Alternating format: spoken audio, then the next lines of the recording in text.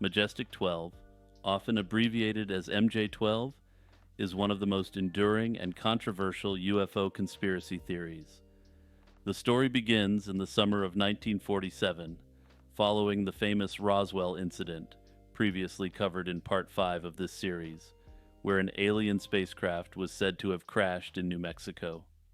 In response, it is claimed that President Harry S. Truman established a secret committee composed of military leaders, scientists, and government officials to manage and investigate extraterrestrial phenomena. This committee was known as Majestic 12. The existence of MJ-12 came into the public eye in December 1984 when a Los Angeles television producer and UFO researcher named Jaime Shandera received a mysterious package. Inside was a roll of 35mm film containing what appeared to be classified government documents. These documents, dated November 18, 1952, were purportedly a briefing for President-elect Dwight Eisenhower about the recovery of extraterrestrial spacecraft and bodies following 2 crashes. The contents of these documents named 12 individuals supposedly involved in the top-secret committee. Some of the notable figures mentioned include Dr. Vannevar Bush, an influential scientist and engineer, Admiral Roscoe H. Hillenkoetter, the first director of the CIA, and Secretary of Defense James Forrestal. The documents detailed the handling of extraterrestrial materials and emphasized secrecy due to national security concerns. The initial exposure of the MJ-12 documents led to significant public interest and controversy. Famed UFO researchers such as Stanton Friedman and William Moore began investigating their authenticity. Moore and Shandera eventually teamed up with British author Timothy Good, who also received similar documents. Their findings and the subsequent media coverage in 1987 brought MJ-12 into the limelight, prompting investigations by the FBI and other entities. Despite the sensational nature of the claims, skepticism about the authenticity of the MJ-12 documents has been widespread. Many investigators have pointed out numerous anachronisms and inconsistencies within the documents, suggesting they might be elaborate forgeries.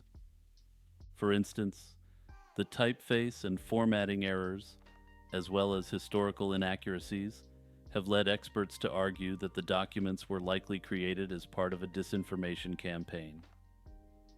One of the arguments against the legitimacy of MJ-12 comes from the FBI. After conducting its investigation, the FBI declared the documents to be, quote, completely bogus.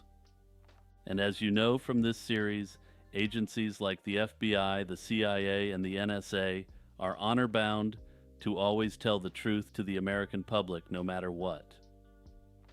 The FBI statement did little to dampen the fervor of UFO enthusiasts, who believe the documents provide crucial evidence of a government cover-up regarding extraterrestrial encounters.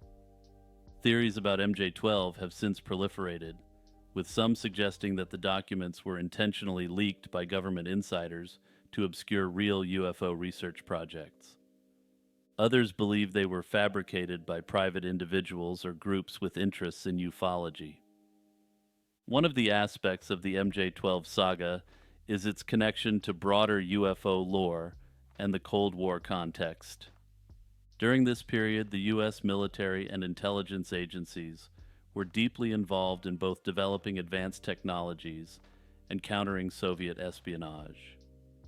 UFO researchers suggest that some disinformation campaigns by the Air Force Office of Special Investigations might have deliberately spread UFO stories to obscure real, sensitive projects. This strategy included feeding fabricated information to prominent UFO researchers who later admitted to cooperating with the Air Force Office of Special Investigations. The story of Paul Bennewitz is a notable example of this disinformation strategy. Bennewitz, an electronics engineer, believed he had uncovered evidence of alien activities near Kirtland Air Force Base in New Mexico. Encouraged by disinformation, he became convinced of a vast extraterrestrial presence and shared his findings with the Air Force, only to later realize he had been misled. The true origin and purpose of the MJ-12 documents remain a mystery. As with many conspiracy theories, the allure of MJ-12 lies in its blend of plausible details and tantalizing gaps, inviting both belief and skepticism. The Fountain of Youth is a legendary spring believed to restore the youth of anyone who drinks or bathes in its waters. It has roots in various cultures, with early mentions in the writings of Herodotus and stories surrounding the medieval king Prester John. The legend particularly gained prominence during the Age of Exploration, becoming most famously associated with the Spanish explorer Ponce de Leon. Ponce de Leon was a prominent figure in the early Spanish colonization of the Americas. Born in Spain in 1474, he came to the New World with Christopher Columbus on his second voyage in 1493. By 1509, he was appointed governor of Puerto Rico, a position he lost due to political struggles with Diego Columbus, Christopher's son. In 1513, seeking new opportunities and possibly lured by tales of the Fountain of Youth, he embarked on an expedition that led to the European discovery of Florida. The association of Ponce de Leon with the Fountain of Youth is largely a myth that developed posthumously. Contemporary documents and correspondences from Ponce de Leon's time do not mention the fountain. His expeditions, documented in royal charters, primarily aimed at expanding Spanish territories and establishing colonies. The first notable mention tying him to the Fountain of Youth appeared in a 1535 history, which accused him of seeking the fountain to cure male problems, a likely fabrication meant to ridicule him. The myth gained traction in the 17th century through the works of chroniclers who included the tale in their historical accounts, albeit as more of a footnote. This narrative was further popularized in the U.S. after the Spanish ceded Florida in 1819, with writers and artists contributing to the legend's image. Despite the lack of historical evidence, the legend of the Fountain of Youth persisted and evolved over the centuries. In the late 19th and early 20th centuries, St. Augustine, Florida, capitalized on the myth by promoting a site called the Fountain of Youth Archaeological Park, where tourists can still drink from the supposed fountain. This site is known for its high concentrations of magnesium and calcium, which are thought to have health benefits. While these minerals may promote health, there is no evidence to support the claim that they can reverse aging. The Fountain of Youth reflects a universal human desire for longevity and vitality. Various cultures have their own versions of healing waters or life-extending springs. In Japan, hot springs, known as onsen, are renowned for their therapeutic properties, while the thermal waters of Bath in England have been celebrated since Roman times for their healing effects. The legend persists, not because of its historical accuracy, but due to its profound resonance with the human yearning for youth and vitality. On June 21, 1931, Hubert Chevis, a lieutenant in the Royal Artillery of the British Army, and his wife Frances sat down for dinner at Blackdown Camp in Camberley, Surrey. Their meal included partridge as the main course, which was a favorite of Chevis. Shortly after taking a bite, Chevis found the partridge to be foul-tasting, requested it to be removed, and instructed the cook to destroy the birds. Also, I've just got to take a moment here to acknowledge that I didn't intend to write that as a joke in my script, but hey, I'm keeping it in. Moments later, he fell severely ill, exhibiting symptoms of poisoning. Frances also fell ill but recovered. Within hours, he began experiencing severe symptoms, including convulsions and partial paralysis. Despite immediate medical attention, he passed away the next morning. The subsequent autopsy revealed that he had ingested a lethal dose of strychnine. The investigation quickly centered on the partridges, which had been stored in a meat safe before being cooked. The cook, following Chevis's instructions, destroyed the partridges, complicating efforts to identify the source of the poison. The partridges had been sourced from a butcher who confirmed they were clean upon arrival. A mysterious twist occurred during Chevis's funeral when his father received a telegram from Dublin signed by J. Hartigan, stating, "Hooray, hooray, hooray." This message was peculiar because it was sent before the news of Chevis's demise had been publicly announced. Further correspondence from J. Hartigan followed, including a postcard asserting that the mystery would never be solved. Further investigations revealed a man thought to be Hartigan purchasing strychnine in Dublin, but he was never found. Despite efforts by the police to trace the sender, J. Hartigan was never identified, and the person's motive remained unknown. Several theories emerged during the investigation. One theory implicated Frances Chevis, Hubert's wife, due to changes in her will and her subsequent behavior, but no evidence supported her involvement. Another theory speculated about a disgruntled former associate or enemy from Chevis's time in India, as he had served in the country and could have made enemies. However, this theory also lacked substantial evidence. Suspicion also fell on Frances's former husband, but he was proven to be far from the scene at the time and was ruled out as a suspect. Despite extensive investigations, including interviews and tracing the origins of the partridges, the case remained unsolved. The coroner returned an open verdict, unable to determine whether Chevis's demise resulted from accident, misadventure, or, wait for it, foul play. Also, speaking of strychnine and poisonings, there's another even more disturbing mystery involving these elements coming up later in this video, so stick around. Longmont Potion Castle.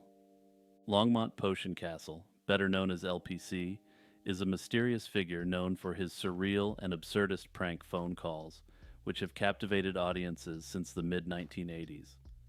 His real identity remains a closely guarded secret, adding to the mystique surrounding his work. LPC's prank calls are not the typical "is your refrigerator running" gags.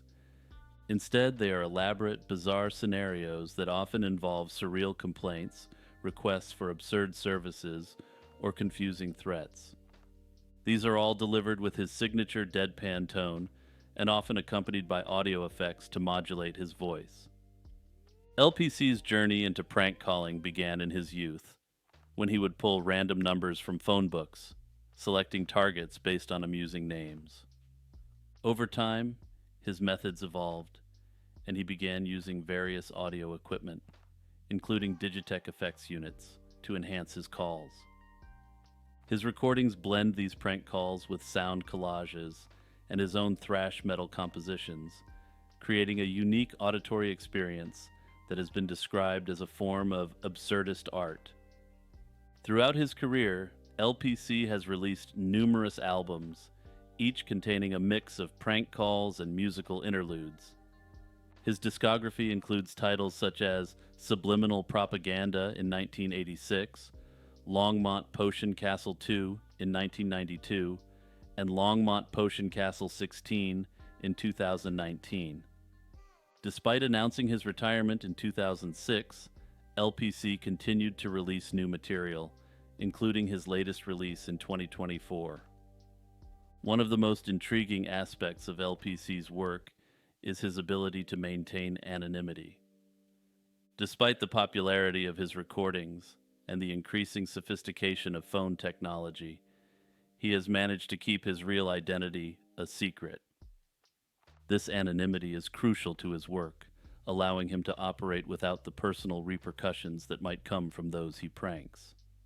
His calls often involve unsuspecting targets, including celebrities like Alex Trebek and Jeremy Piven, and sometimes even involve multiple people through conference calls or three-way calling setups. LPC's influence extends beyond prank calls. He is also a musician, and his love for thrash metal and other genres permeates his work. This musical element has resonated with many in the punk and indie rock scenes, with fans including members of bands like Jimmy Eat World. Despite the challenges posed by modern phone technology, such as caller ID and the prevalence of robocalls, LPC has adapted his techniques to continue creating compelling content. He often employs scenarios that play on common anxieties, like delivery issues or utility problems, to keep people engaged on the line. His ability to improvise and react to his target's responses is a key part of his success, and he sometimes even calls people back to extend the prank.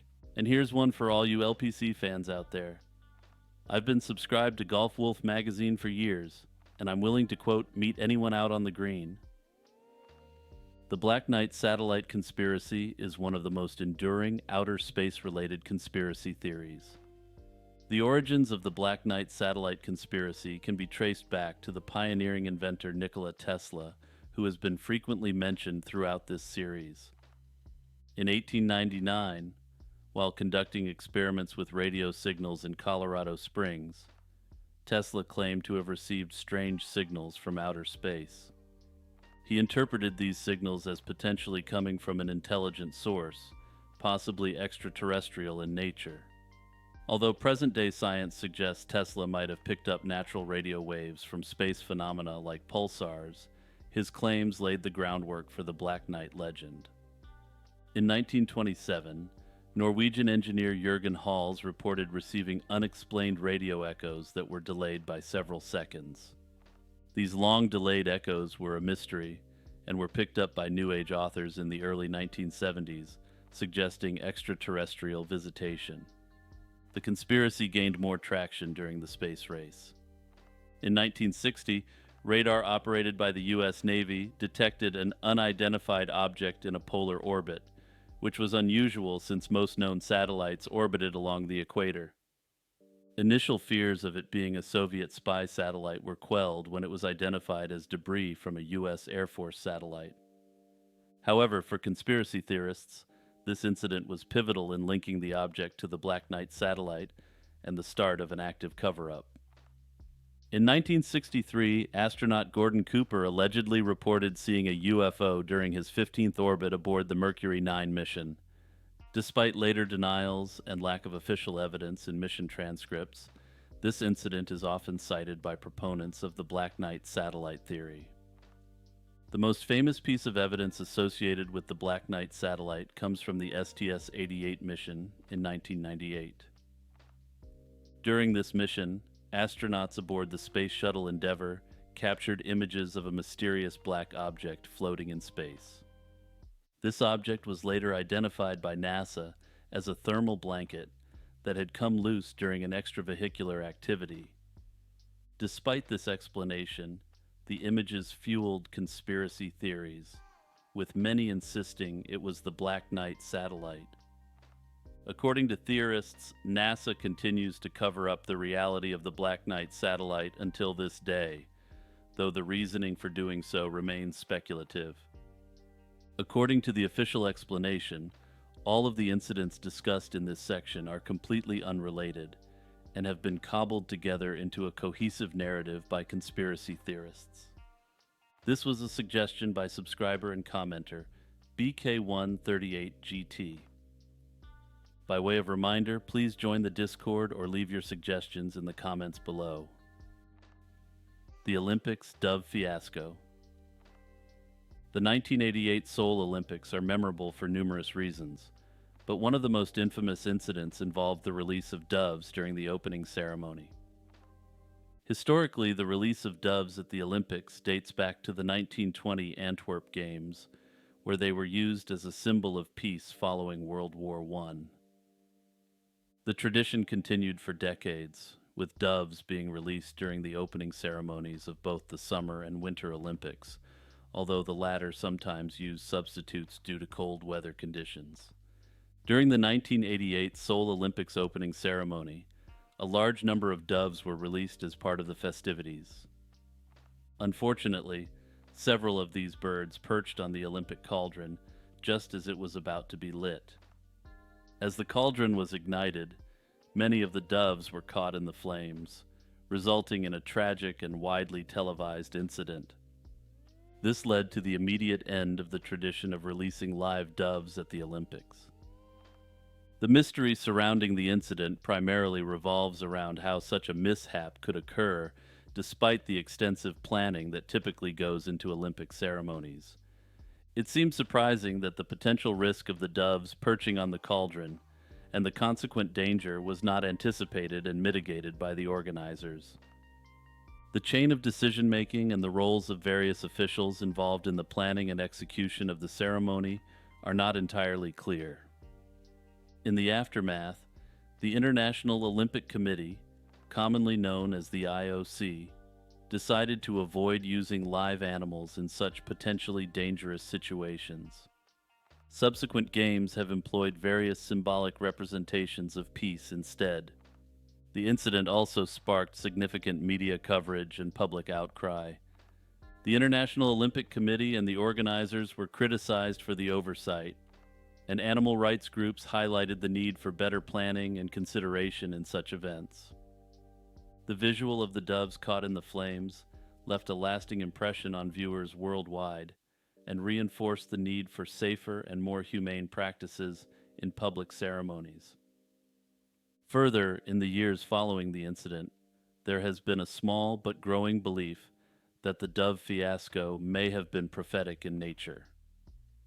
As you may be aware from earlier entries in the series or your general knowledge, the flight patterns and activities of birds have been considered to have fortune-telling abilities since ancient times. Notably, the Soviet Union would fall just a few short years after the Olympic dove incident, ushering in extreme instability in most post-Soviet states, which continues to today. Sudarium of Oviedo. The Sudarium of Oviedo, also known as the Shroud of Oviedo, is a blood-stained linen, measuring approximately 34 by 21 inches. It is a revered religious relic that is believed to be the cloth placed over the face of Jesus Christ after his crucifixion. The earliest mention of the Sudarium dates back to 570 AD, when Antoninus of Piacenza described it being kept in a monastery near Jerusalem. To protect it from the Persian invasion of Jerusalem in 614 AD, the cloth was taken to Alexandria, then through northern Africa, and eventually arrived in Spain. It found refuge in Cartagena, then Seville, then Toledo, and finally in Oviedo, around 718 AD, to escape the advancing Moorish forces. King Alfonso II of Asturias built a chapel to house it in 840, and it has remained in the Cathedral of San Salvador in Oviedo ever since. The Sudarium is a simple linen cloth with no image, but is marked with numerous bloodstains. In 1989, a comprehensive investigation was conducted by the Spanish Center for Syndenology. This study, involving experts from various fields, analyzed the cloth's bloodstains, pollen grains, and fabric structure. Carbon dating tests have suggested that the Sudarium dates back to the 7th century. However, these results have been considered imprecise, and further testing is required to confirm the exact age. The presence of pollens from the Holy Land, North Africa, and Spain further supports the historical journey of the Sudarium, as documented through various periods. One of the most intriguing aspects of the Sudarium is its potential connection to the Shroud of Turin. Researchers have used a method called polarized image overlay technique to compare bloodstain patterns on both cloths, finding over 100 points of correspondence. The blood on the Sudarium is type AB, which matches the blood type found on the Shroud of Turin, and was relatively rare among medieval Europeans, but common in the Middle East. These similarities suggest that the same person could have been wrapped in both cloths, with the Sudarium used initially to cover the head before the shroud was placed over the entire body. Findings indicate that the cloth was placed on a head tilted forward and to the right, consistent with someone who was crucified.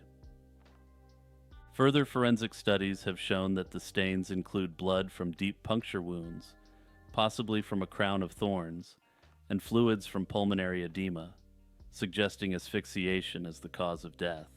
The Sudarium is displayed 3 times a year in the Cathedral of Oviedo: on Good Friday, on the Feast of the Triumph of the Cross, September 14th, and 7 days after this feast. Despite being overshadowed by the Shroud of Turin, the Sudarium has gained interest for its potential to authenticate the Shroud and its historical and religious significance.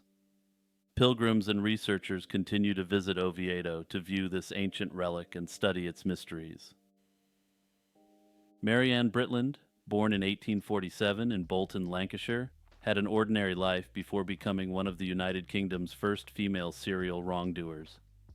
She married Thomas Britland in 1866, and they settled in Ashton-under-Lyne, where they had 2 daughters, Elizabeth and Susanna. Maryanne worked as a factory operative and part-time barmaid, living what seemed like a regular life until 1886. In February of that year, Britland purchased Harrison's Vermin Killer, a poison containing strychnine and arsenic, ostensibly to deal with a mouse infestation. However, let's just say that any mice that were infesting her home were incidental, and her true intentions soon became apparent. Her first victim was her 19-year-old daughter, Elizabeth Hannah, who suddenly fell ill and died in March 1886. The death was attributed to natural causes, and Maryanne collected a small insurance payout. Shortly after, in May 1886, her husband Thomas also fell ill and died. His death was similarly ruled as epilepsy, and Maryanne again collected the insurance money. By this time, suspicions were growing among neighbors, but no direct action was taken. The next and final victim was Mary Dixon, the wife of Britland's neighbor and alleged lover, Thomas Dixon. Mary Dixon fell ill and died in May 1886, displaying symptoms similar to the previous victims. This death finally raised enough suspicion for the authorities to take action. An investigation revealed that all 3 victims had ingested poison. Maryanne Britland was arrested, and during questioning, she confessed to wanting to marry Thomas Dixon, leading her to eliminate those in her way. The trial took place in July 1886 before a court in Manchester. Despite Britland's claims of innocence, the evidence against her was overwhelming.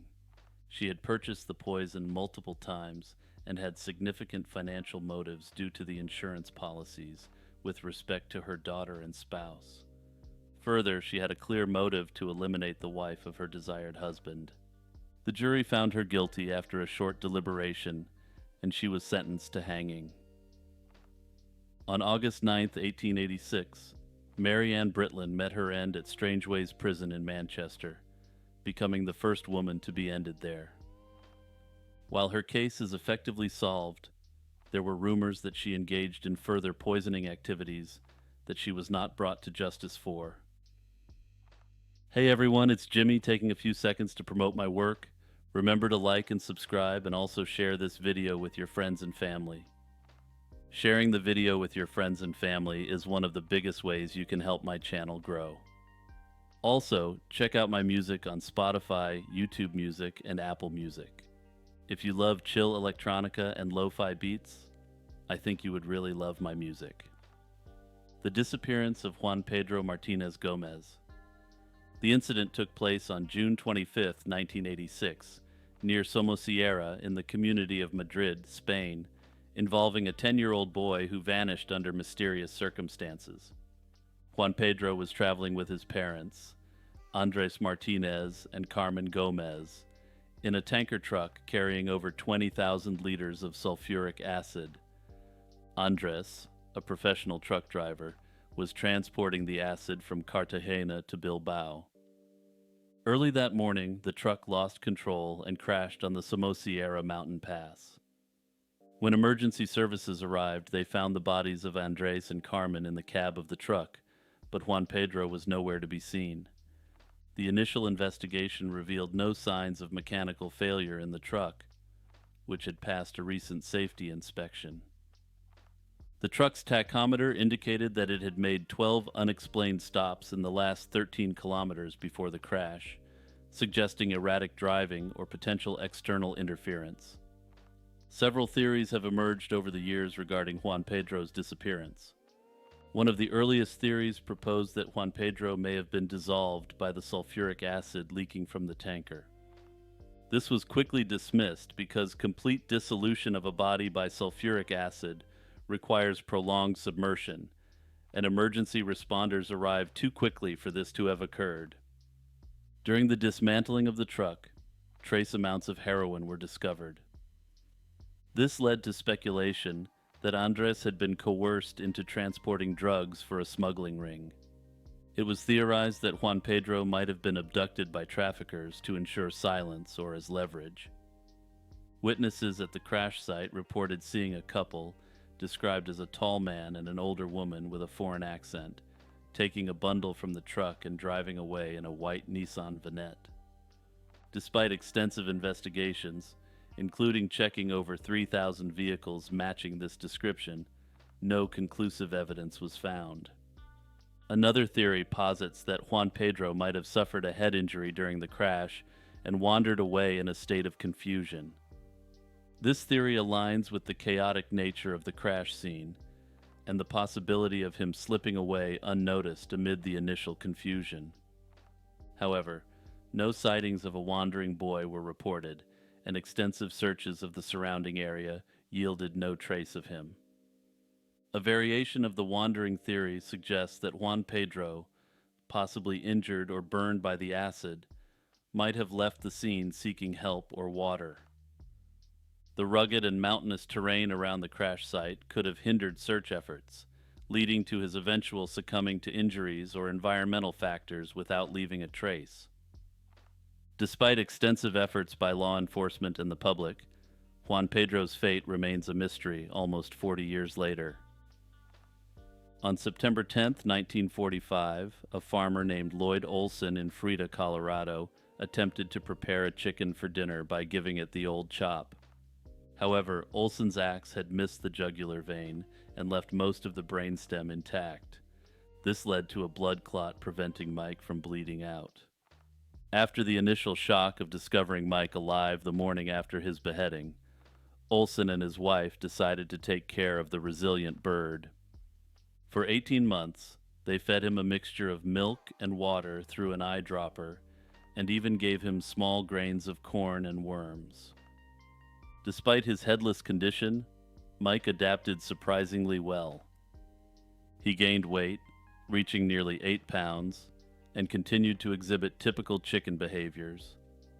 Mike's ability to balance, walk, and even attempt to crow quickly turned him into a local marvel. As news of the headless chicken spread, Mike gained national fame. He was featured in numerous newspapers and magazines, including Time and Life. His story fascinated people to such an extent that Mike and the Olsons went on a sideshow tour across the U.S., where he was displayed for a small admission fee. At the peak of his fame, Mike earned Olson the equivalent of nearly $60,000 per month. The scientific community was also intrigued by Mike's survival. Chickens have an anatomy where vital functions like breathing and heart rate are controlled by the brainstem, located in the neck. Mike's brainstem remained largely intact, which allowed him to continue living. Moreover, birds have a secondary balance organ in the pelvic region, aiding their ability to walk even without a head. Mike's unexpected resilience turned him into a symbol of perseverance and wonder.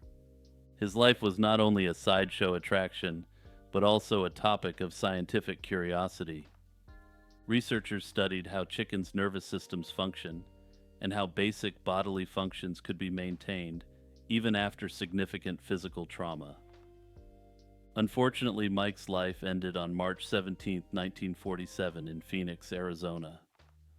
During a stopover on one of their tours, Mike began choking, likely on a piece of corn. Without the necessary equipment to clear his airway, Mike's life came to an abrupt end. In honor of Mike's remarkable life, Fruita, Colorado, hosts an annual festival called Mike the Headless Chicken Day, held on the third weekend of May since 1999. The festival includes events like a 5K run, an egg toss, and even a chicken wing eating contest, which I find to be a questionable activity given who they're honoring. A 5-foot-tall metal statue of Mike stands proudly on the corner of Mulberry and Aspen in Fruita, celebrating his legacy. But for me, there's one big overriding mystery of Mike the chicken that I've never heard anyone talk about. When was he named Mike? Did the Olsons name all their chickens, and they were just planning on having Mike for dinner one night? If they named him after, what does it say about the Olsons that they only bothered naming their animal after attempting to decapitate it? The SS Cotopaxi was a steam-powered bulk carrier that set sail from Charleston, South Carolina on November 29, 1925, bound for Havana, Cuba, carrying a cargo of coal. The ship, commanded by Captain William J. Meyer, was manned by a crew of 32. The Cotopaxi's final voyage was marred by significant issues. On December 1, 1925, the ship sent out distress signals indicating it was taking on water and listing due to a severe tropical storm. This message was picked up in Jacksonville, Florida, providing a clue to its last known position. Despite these distress signals, the ship and its crew disappeared. In the years following its disappearance, the SS Cotopaxi became a focal point for Bermuda Triangle lore. Stories and myths proliferated, with some suggesting supernatural causes for its vanishing. The ship's notoriety even extended to popular culture, such as its depiction in Steven Spielberg's movie Close Encounters of the Third Kind, vaulting it to modern fame. The real breakthrough in solving the mystery came many years later. Marine biologist and shipwreck hunter Michael Barnett took a keen interest in a site known locally as the Bear Wreck, located about 35 nautical miles off the coast of St. Augustine, Florida.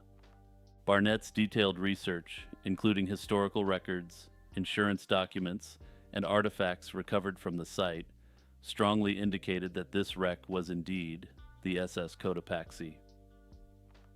Barnett's investigation revealed that the Cotopaxi was in a poor state of repair when it left Charleston. The hatch covers, essential for keeping water out of the cargo holds, were broken. This critical flaw meant that the ship was vulnerable to flooding, especially during the tropical storm it encountered.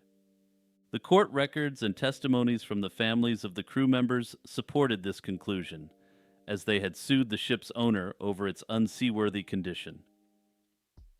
In January 2020, nearly a century after the Cotopaxi vanished, Barnett and his team officially identified the wreck.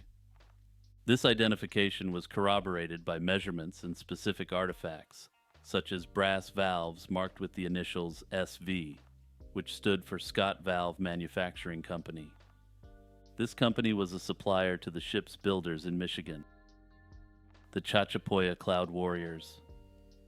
The Chachapoya, often referred to as the Cloud Warriors, were a civilization that inhabited the cloud forests of the Amazonas region in present-day Peru. The Chachapoya civilization thrived from around 500 AD until the Inca conquest in the late 15th century. They were known for their impressive defensive structures, such as the fortified citadel of Kulap, which sits almost 10,000 feet above sea level and is surrounded by massive stone walls up to 66 feet high. Kulap contains over 420 buildings, primarily circular, which was unusual compared to the rectangular structures of other South American cultures. The Chachapoya were skilled weavers, creating bright textiles with intricate designs that were highly prized by the Inca. Their pottery and other crafts, while primarily functional, also displayed their artistic capabilities. They were known for their distinctive woolen clothing and elaborate headdresses, which distinguished them from neighboring cultures. One of the most intriguing aspects of Chachapoya culture was their burial practices.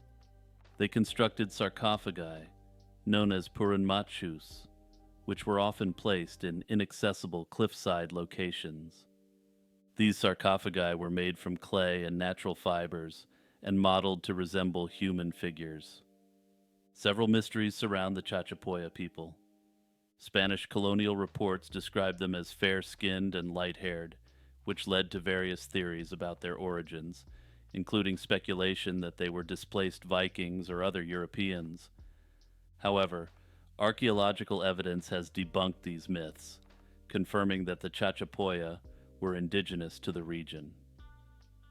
Another theory suggests a link between the Chachapoya and ancient Mediterranean cultures, based on similarities in construction techniques, burial practices, and the use of slings as weapons.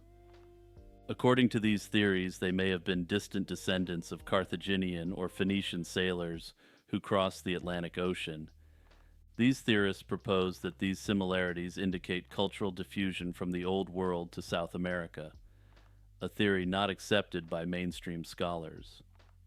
The Chachapoya's decline began with the Inca conquest around 1475. The Incas forcibly relocated many Chachapoya to other parts of their empire to prevent rebellion. When the Spanish arrived in the 1530s, the remaining Chachapoya allied with them against the Incas. Unfortunately, this alliance did not benefit them in the long run, as European diseases and harsh colonial policies decimated their population and culture. By the early 17th century, the Chachapoya language and many of their cultural practices had largely disappeared. Also, if you're interested in ancient cultures, check out my other channel, Lazy Chill History, for the ancient civilizations Iceberg. You can find the link to this channel pinned in the comments. The Namazu, a legendary creature from Japanese mythology, is a giant catfish believed to cause earthquakes. This formidable yokai lives beneath the islands of Japan and is restrained by the deity Kashima, who uses a massive stone known as the Kaname-ishi to keep it in check. When Kashima's vigilance lapses, Namazu thrashes about, causing seismic upheavals that shake the earth. The origins of the Namazu myth are deeply rooted in Japan's seismic activity. Japan experiences extremely frequent earthquakes, and the myth provided an ancient explanation for these natural phenomena. The story of Namazu dates back to at least the 15th century and became particularly prominent during the Edo period, a period marked by strong seismic activity. Namazu's ability to cause earthquakes is its most famous power. This giant catfish is both feared and revered for its dual nature as a destroyer and a creator. While its movements bring destruction, they also symbolize societal renewal and transformation. This duality is encapsulated in the concept of Yonaoshi, the idea that disasters can lead to the redistribution of wealth and a fresh start for society. Notably, woodblock prints from the Edo period frequently depicted Namazu and the god Kashima, reflecting the struggle between human attempts to control nature and the uncontrollable forces of the earth. These artworks, known as Namazu-e, often served as talismans to protect against earthquakes. Georgia Guidestones. The Georgia Guidestones, often dubbed America's Stonehenge, were a granite monument erected in Elbert County, Georgia in 1980. In June 1979, a man using the pseudonym R.C. Christian approached the Elberton Granite Finishing Company with plans for a large granite monument. Claiming to represent a group of concerned citizens, Christian insisted on anonymity and even had local banker Wyatt C. Martin sign a confidentiality agreement. Despite initial skepticism, the funds were secured and the construction proceeded. By March 1980, the monument, consisting of 4 vertical slabs surrounding a central stone and topped with a capstone, was unveiled. The guidestone stood over 19 feet tall and weighed approximately 250,000 pounds. The monument served not only as a supposed philosophical guide, but also as an astronomical calendar. Its design included several features that aligned with celestial phenomena, such as a hole through which the North Star could be seen. Further, there was a slot that aligned with the sun during solstices, and a capstone hole that allowed sunlight to mark noontime on the central stone. The striking aspect of the guidestones were the 10 guidelines inscribed in 8 languages: English, Spanish, Swahili, Hindi, Hebrew, Arabic, Chinese, and Russian. These guidelines proposed ideas for post-apocalyptic humanity, including maintaining a population under 500 million, uniting humanity with a new language, and balancing personal rights with social duties. These inscriptions sparked much debate and conspiracy theories, with some interpreting them as a call for a new world order. Many locals and various conspiracy theorists viewed the monument with suspicion, often labeling it as satanic or linked to secret societies like the Rosicrucians or the Illuminati. The true identity and motives of R.C. Christian remain a mystery, fueling speculation and wild theories about the monument's purpose and the intentions behind its construction. Some theorists believe that the name stands for Christian Rosenkreuz, the alleged founder of the Rosicrucian order. The guidestones were frequently targeted by vandals who defaced them with graffiti and attempted to damage the structure. Security measures, including surveillance cameras, were installed to prevent such acts. The most dramatic event occurred on July 6, 2022, when an explosive device significantly damaged the monument, leading to its complete dismantling later that day for safety reasons. Despite investigations, no suspects have been publicly identified, and the motive behind the bombing remains unclear. While the physical monument no longer stands, its legacy endures through discussions and theories. The Atlas vampire case, originating from a tragic event in Stockholm in 1932, remains one of Sweden's most enigmatic, unsolved mysteries. This incident involves the discovery of Lily Lindstrom, a 32-year-old who worked in the paid companionship industry, in her apartment in the Atlas neighborhood. The case was dubbed the Atlas Vampire due to the peculiar and gruesome aspects that suggested the perpetrator may have engaged in vampiric acts with the victim. This detail not only chilled the spine of the local community, but also ignited widespread media interest and led to the infamous nickname. Lindstrom was last seen by her neighbor on May 1, 1932. A few days later, after not responding to knocks on her door, the police were summoned and discovered Lindstrom in her apartment. The apartment showed no signs of forced entry or a struggle, but Lindstrom was found lifeless, with indications of a brutal assault. The most chilling detail, confirmed by forensic analysis, was that her body had been drained almost entirely of blood, yet no puncture wounds were found on her body. The investigation into Lindstrom's demise was extensive, with police interrogating multiple suspects who were known to have visited her. However, no one was charged due to a lack of conclusive evidence. This left the case wide open with numerous theories but no resolution. Some proposed that the perpetrator might have been a client or even a transient from the impoverished segments of society that flooded Stockholm during the Depression. What makes the Atlas vampire case particularly notable is not just the brutal nature of the crime, but also its cultural impact. It reflects the societal attitudes of the time, where paid companionship workers were both marginalized and mystified, making them frequent subjects of sensational journalism and public speculation. Despite advances in forensic science, the Atlas vampire case remains unresolved. The evidence gathered, including hair and saliva samples, has been preserved at the Swedish Police Museum, leading to the hope that this mystery may one day be solved. The Shag Harbour UFO incident. On October 4, 1967, the fishing village of Shag Harbour, Nova Scotia, became the focal point of the event, often dubbed Canada's Roswell. It began around 11 p.m. when multiple witnesses reported seeing a series of flashing lights descend rapidly towards the harbor before crashing into the water. The object, described as about 60 feet in diameter, emitted a bright orange glow and appeared to be in distress. Eyewitness Laurie Wickens and his friends initially thought they were witnessing an aircraft accident. Concerned for possible survivors, Wickens immediately contacted the Royal Canadian Mounted Police, better known as the RCMP. Within minutes, local fishermen, the Coast Guard, and other rescue personnel converged on the scene, expecting to find wreckage and survivors. However, despite thorough searches, no debris or bodies were found.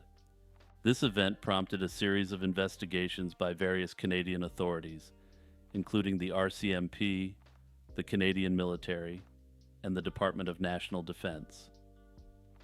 Divers were dispatched to search the waters where the object had supposedly sunk, but they found no evidence of a crash. The meticulous documentation and multiple government investigations have lent considerable credibility to the event. Despite this, no conclusive explanation has ever been determined, leaving the incident an unresolved mystery. One hypothesis suggests that the object was a secret experimental aircraft, potentially from the United States or even the Soviet Union, given the Cold War context of the era. Another theory posits that it was indeed an extraterrestrial spacecraft, bolstered by the unusual characteristics of the incident and the lack of conventional explanations. In November 1983, the world unknowingly teetered on the brink of nuclear war during a NATO military exercise known as Able Archer 83. This exercise, part of the broader Autumn Forge series, was designed to simulate a hypothetical conflict between NATO and the Warsaw Pact, escalating from conventional warfare to nuclear engagement.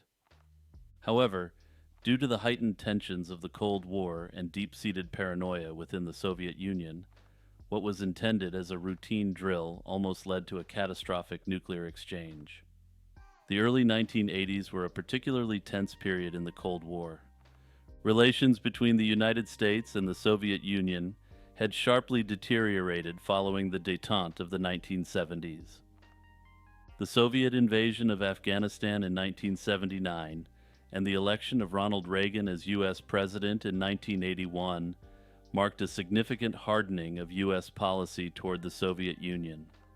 Reagan's administration embarked on a substantial military buildup, which included the deployment of Pershing II intermediate-range ballistic missiles in Western Europe.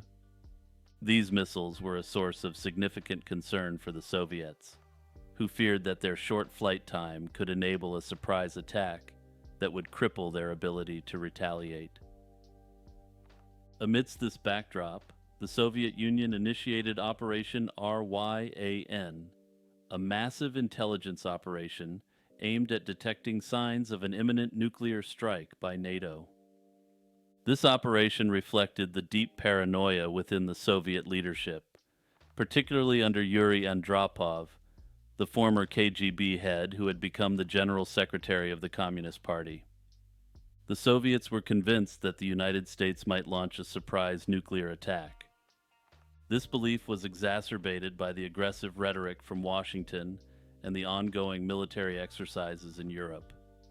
Able Archer 83, conducted from November 2nd to November 11th, 1983, was a NATO command post exercise that aimed to simulate a period of escalating conflict, culminating in a coordinated NATO nuclear strike. Unlike previous exercises, Able Archer 83 incorporated several new elements that made it appear more realistic. These included changes in communication protocols, the use of live nuclear weapon simulators, and the participation of high-level officials. This all contributed to the authenticity of the exercise, and consequently, to Soviet anxieties. During the exercise, NATO forces simulated raising their readiness level to DEFCON 1, the highest alert status used in anticipation of an imminent nuclear war. Soviet intelligence, already on high alert due to Operation RYAN, interpreted the exercise's realistic elements as preparations for a genuine nuclear strike. This misinterpretation led the Soviet Union to take precautionary measures, including placing their nuclear forces on high alert. Bombers were loaded with nuclear weapons, missile units were prepared for launch, and submarines were deployed to evade detection. The crisis reached its peak on November 8th, when Soviet forces were reported to be prepared to launch a nuclear strike if they believed an attack was indeed imminent. The world came perilously close to a nuclear war that would have had devastating consequences. Fortunately, the exercise concluded without incident on November 11th, and Soviet forces were ordered to stand down. However, it was only later that Western intelligence realized the full extent of how close the situation had come to disaster. The events surrounding Able Archer 83 shocked American officials, including President Reagan, who later expressed his surprise at the intensity of Soviet fears. The incident served as a stark reminder of the dangers of nuclear brinksmanship and the potential for miscalculation during periods of high tension. Reagan's administration subsequently sought to reduce tensions with the Soviet Union, leading to a renewed focus on arms control negotiations. Some conspiracy theorists believe that the Able Archer exercise was indeed a cover for a potential all-out nuclear assault on the Soviet Union. The Great Moon Hoax. In 1835, the New York Sun published a series of 6 articles that claimed the discovery of life on the moon, an event now known as the Great Moon Hoax. The New York Sun, a penny press paper founded by Benjamin Day, was known for its affordable price and what we may euphemistically refer to as, quote, engaging journalism. The first article in the series appeared on August 25, 1835, and was purportedly reprinted from the non-existent Edinburgh Journal of Science. The articles were attributed to Dr. Andrew Grant, who was described as a colleague of the renowned astronomer Sir John Herschel. In reality, Richard Adams Locke, a Sun reporter, wrote the articles as a satire on contemporary speculative science and the public's fascination with extraterrestrial life. The articles described fantastical discoveries made with a massive telescope supposedly built by Herschel at the Cape of Good Hope.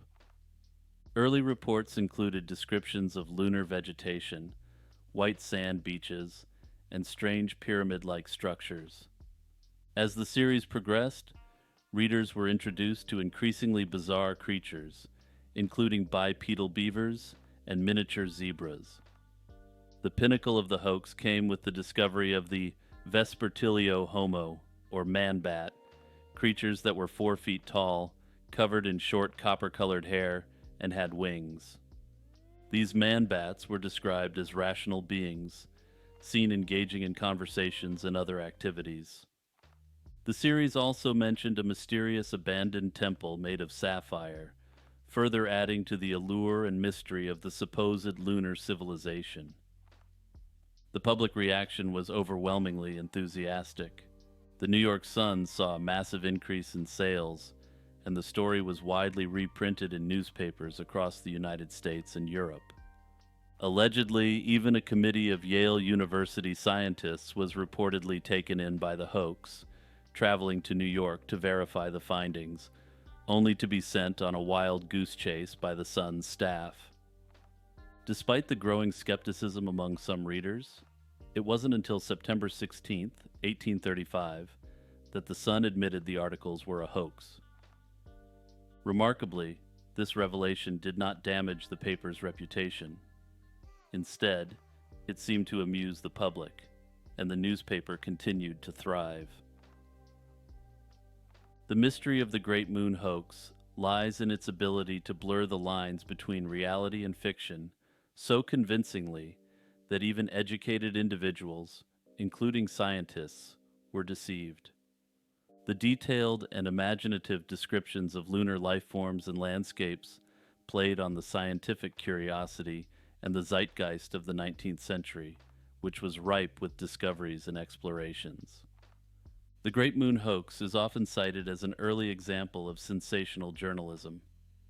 Personally, I'm surprised that anyone fell for this obvious hoax. Everyone knows that the moon has a government, the Moon Kingdom, which is ruled by Queen Serenity and protected by the Sailor Guardians. The disappearance of Andrew Gosden. On September 14, 2007, 14-year-old Andrew Gosden from Doncaster, South Yorkshire, disappeared. Andrew Gosden was a highly intelligent and quiet teenager who loved metal and rock music. On the morning of his disappearance, he left home in his school uniform but returned shortly after his parents left for work. He changed into casual clothes, specifically a black Slipknot t-shirt and black jeans, packed his wallet, keys, and a PlayStation Portable, and headed to Doncaster Railway Station. At the station, he withdrew £200 from his bank account and bought a one-way ticket to London, declining a return ticket. Andrew was last seen on CCTV arriving at King's Cross Station in London at 11:20 a.m. and exiting the station at 11:25 a.m. This was the last confirmed sighting of him. The initial investigation revealed no signs of premeditation. He had not taken his passport or packed any additional clothes. That evening, when Andrew's parents discovered he was not at home, they initially believed he was with friends. By 7 p.m., they contacted the police. Despite intensive searches and widespread media coverage, no further sightings were reported. One popular theory suggests Andrew traveled to London to attend a concert by the band 30 Seconds to Mars. This is supported by a photo from the concert, although the person in the image cannot be conclusively identified as Andrew. Another theory posits that Andrew may have been meeting someone he had contacted online. This theory aligns with his interest in music and technology, but lacks substantial evidence. Andrew's father suggested that his son might have visited London for the King Tut exhibition at the British Museum, reflecting Andrew's academic interests. There's also a possibility that Andrew went to London seeking work experience opportunities, similar to what his sister did when she was his age. In December 2021, South Yorkshire police arrested 2 men on suspicion of kidnapping and human trafficking in connection with Andrew's disappearance. The men were later released under investigation, but no new substantial leads emerged from this inquiry, and in September 2023, their names were cleared in relation to this incident. Despite extensive investigations and public appeals, Andrew's whereabouts remain unknown. His family continues to seek answers and maintain hope for his safe return. The case remains open, with police encouraging anyone with information to come forward. The Mount Owen Moa Claw is an archaeological find that offers a glimpse into the prehistoric era and the life of the moa, a giant flightless bird that once roamed New Zealand. Discovered in 1987 by the New Zealand Speleological Society in the cave systems of Mount Owen, the claw was so well preserved that it appeared almost fresh. And I can't be the only one who had never heard the term speleological before. It means related to the exploration of caves. Finally, the word spelunking makes sense. Surprisingly, the claw retained flesh and muscle despite being approximately 3,000 years old. The upland moa was among the smaller species of moa, standing up to 4 feet tall. Notably, this was by far the smallest species of moa, with some reaching up to 10 feet tall. These birds were unique. They had feathers covering their bodies, lacked wings and tails, and lived in the cooler, higher regions of New Zealand. The moa's lineage dates back over 18 million years, with origins likely tracing back to the ancient supercontinent Gondwana. The first scientific recognition of the moa occurred in 1839, when a Maori tribesman gave a fossilized bone to a British trader. This bone eventually reached Sir Richard Owen at the Hunterian Museum in London. After years of study, Owen identified it as belonging to a giant bird, which led to the full reconstruction of the moa's skeleton and confirmed its existence. The preservation of the Mount Owen claw is attributed to the dry conditions of the cave, which helped maintain its soft tissue. This remarkable state of preservation has led to discussions about the potential for de-extinction, with scientists exploring the possibility of cloning the moa using its DNA. The moa faced rapid extinction following the arrival of Polynesian settlers in the 13th century due to overhunting and habitat destruction. The moa's slow reproductive cycle made them especially vulnerable. By the time Europeans arrived in New Zealand in the 18th century, all these big birds had vanished, and the Haast's eagle, their primary predator, soon followed into extinction. One of the biggest mysteries surrounding the Mount Owen moa claw is how it remained so well preserved for thousands of years. The claw's discovery in such an intact state raises questions about the environmental conditions within the cave that contributed to its preservation. Additionally, the rapid extinction of the moa itself is still not fully understood. Despite clear evidence of human impact, the exact sequence of events and the speed at which the moa disappeared remain topics of ongoing research and debate. Another intriguing aspect is the possibility of reviving the moa. The presence of well-preserved remains, like the Mount Owen claw, offers a glimmer of hope for scientists exploring de-extinction.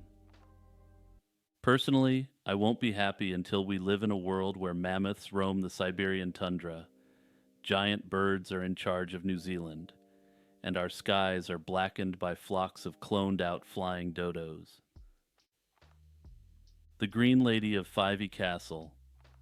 Fyvie Castle, located in Aberdeenshire, Scotland, is renowned not only for its historical significance, but also for its eerie legends. Fyvie Castle's origins trace back to the 13th century, possibly built by William the Lion in 1211. The castle has seen numerous royal figures, including Robert the Bruce, who held court there, and Charles I, who lived at Fyvie during his childhood. Over the centuries, Fyvie Castle passed through the hands of 5 families: the Prestons, the Meldrums, the Seatons, the Gordons, and the Leiths. Each family left its mark, adding towers and other architectural features that contribute to the castle's grandeur today. Fyvie Castle is also claimed to be home to spectral entities. Among them are a phantom trumpeter and the Grey Lady, believed to be Lady Meldrum. These ghosts, along with unexplained phenomena such as indelible bloodstains and strange noises, contribute to Fyvie's reputation as one of Scotland's most haunted castles. The most famous ghost of Fyvie Castle is the Green Lady, believed to be Lilias Drummond, the wife of Alexander Seaton. According to legend, Lilias failed to produce a male heir, which angered her husband. Lilias Drummond's name is famously carved into the stone windowsill of the Lord's bedroom, supposedly by her spirit on the night her husband remarried. Lilias's ghost is often associated with the scent of roses, and sightings of her specter in a green dress have been reported throughout the castle. Some believe her spirit remains restless due to the injustices she faced in life, while others think she is bound by the unresolved curse of the Weeping Stones. The prophet and Scottish Lord Thomas the Rhymer is said to have cursed the castle when he was denied entry during a stormy night. The curse involved 3 stones taken from the castle, which would bring misfortune until they were reunited. To this day, only 1 stone has been found, and it remains damp, symbolizing the ongoing curse. In the 1920s, renovation work uncovered a skeleton behind a bedroom wall, leading to a series of strange occurrences that only ceased when the skeleton was reinterred behind the wall. This skeleton, too, is thought to be related to the hauntings at the castle. Hey everyone, it's Jimmy taking a few seconds to promote my work. Remember to like and subscribe, and also share this video with your friends and family. Sharing the video with your friends and family is one of the biggest ways you can help my channel grow. Also check out my music on Spotify, YouTube Music, and Apple Music. If you love chill electronica and lo-fi beats, I think you would really love my music. In August 1973, The airwaves were filled with the desperate cries of a young boy who would later be known as Lost Boy Larry. His voice was heard over Citizens Band radio, better known as CB radio, pleading for help, claiming that he was trapped in an overturned truck somewhere in the mountains of New Mexico. Over the span of several days, the voice of Larry captivated the attention of radio operators across the United States and even parts of Canada, sparking a massive search operation. The first transmission came on August 7, 1973, when a CB radio operator in California picked up a signal from a distressed boy. Larry, as he identified himself, said that he was 7 years old and had been out on a rabbit hunting trip with his father. According to Larry, their red and white pickup truck had overturned, and his father was either dead or gravely injured.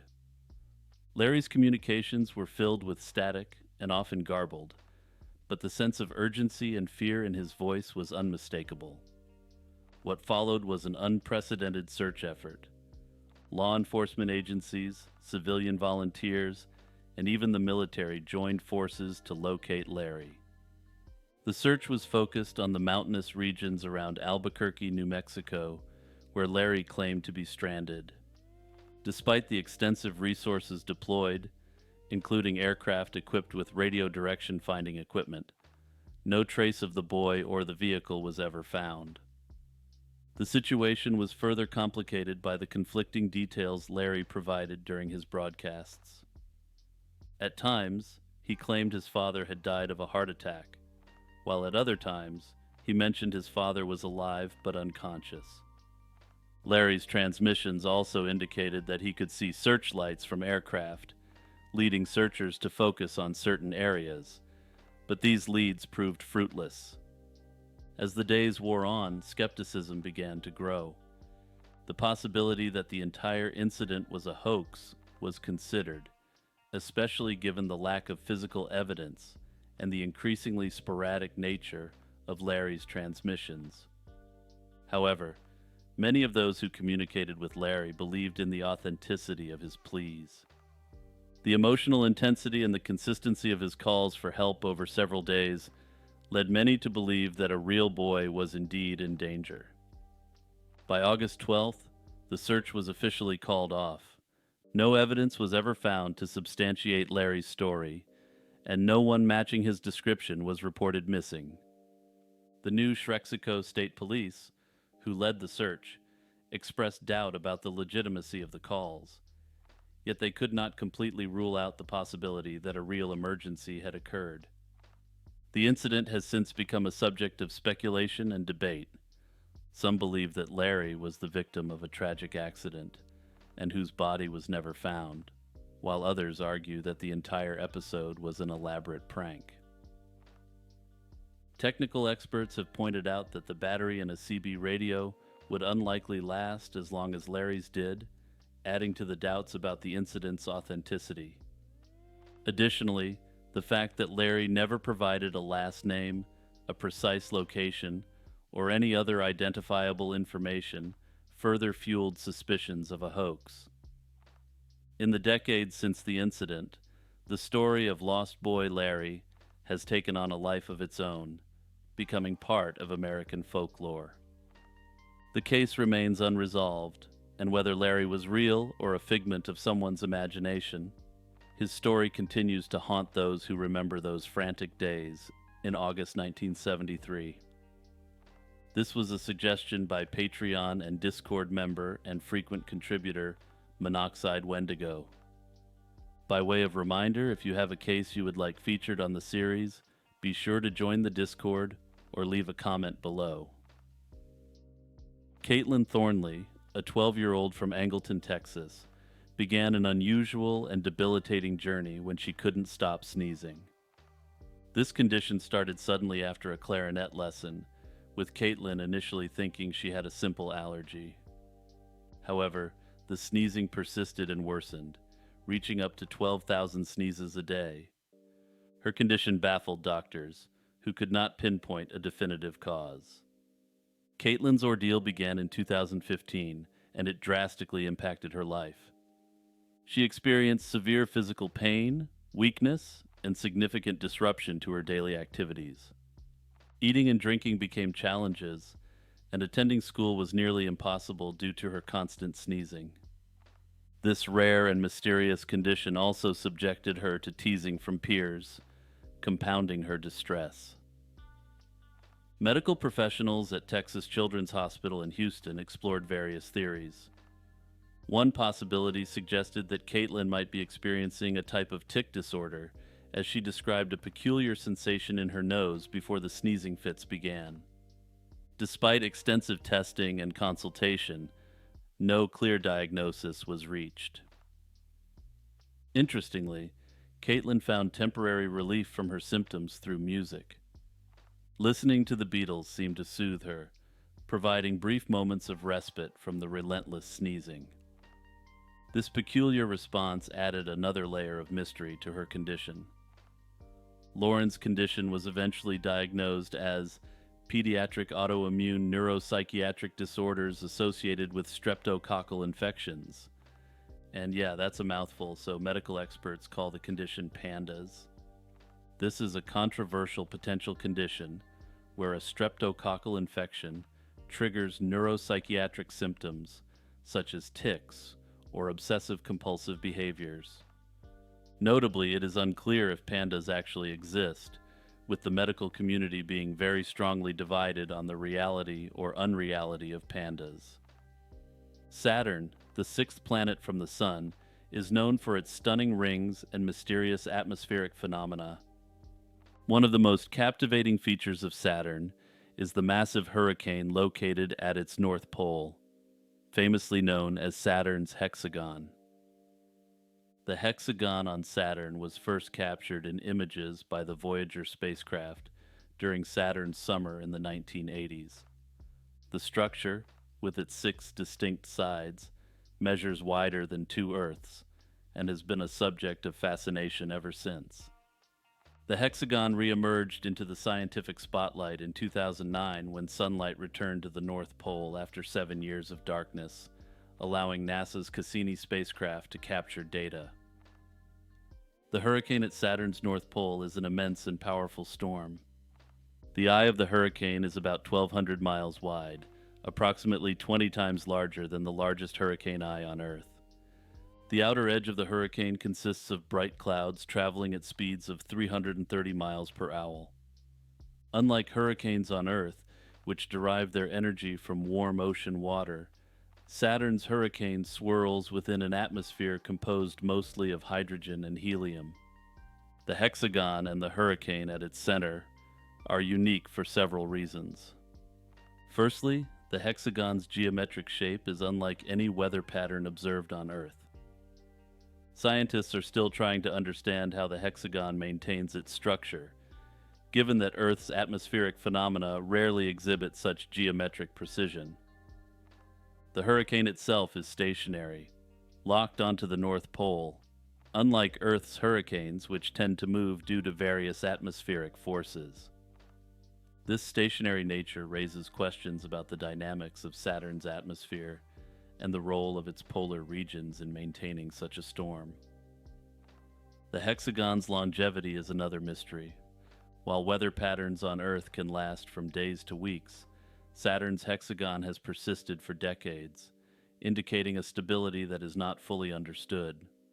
Theories suggest that it could be related to Saturn's internal heat and its rapid rotation, which creates a different atmospheric dynamic compared to Earth.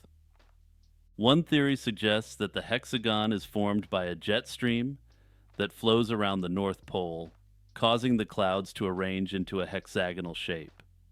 Another theory posits that the hexagon could be a standing wave pattern in Saturn's atmosphere.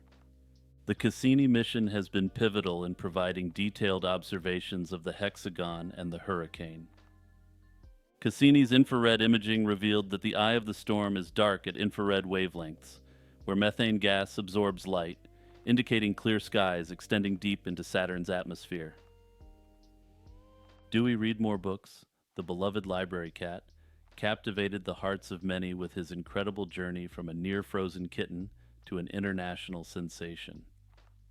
His story began on a cold January morning in 1988 when Vicki Myron, the head librarian at Spencer Public Library in Spencer, Iowa, discovered something shocking. A tiny, shivering kitten had been stuffed into the library's book return slot, apparently left for dead. This abandoned kitten, later named Dewey Read More Books, would go on to bring joy and comfort to the library's patrons and gain worldwide fame. On that fateful morning, Myron found the kitten barely alive, wedged inside the return slot on one of the coldest nights of the year. Despite his rough start, Dewey quickly recovered under the care of Myron and her staff. As Dewey grew, he became more than just a pet. He was a fixture at the library, known for his charming antics and his ability to sense and comfort those in need. Dewey's fame began to spread beyond Spencer. His story was featured in Gary Roma's documentary Puss in Books and discussed by radio host Paul Harvey on his program The Rest of the Story. Dewey also appeared in a Japanese documentary in 2004 where he gained a significant following. He became a symbol of hope and resilience, particularly as Spencer, Iowa, faced economic struggles during the farm crisis of the 1980s. Dewey's presence in the library was transformative. Patrons would travel from far and wide to meet the famous library cat, and he helped raise thousands of dollars for the Spencer Public Library through the sale of postcards featuring his likeness. In his later years, Dewey faced health challenges, including cat arthritis, but he continued to be a source of joy and inspiration until his passing in 2006 at the age of 19. His obituary was published in over 250 newspapers worldwide, and a public memorial service was held in his honor. The Spencer Public Library, while deciding not to adopt another resident cat, still celebrates Dewey's memory and the profound impact he had on the community.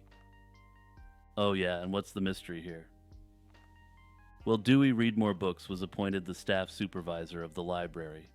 I have it on good authority from sources who do not want to be named in this video that Mr. Books didn't obtain this position entirely through merit.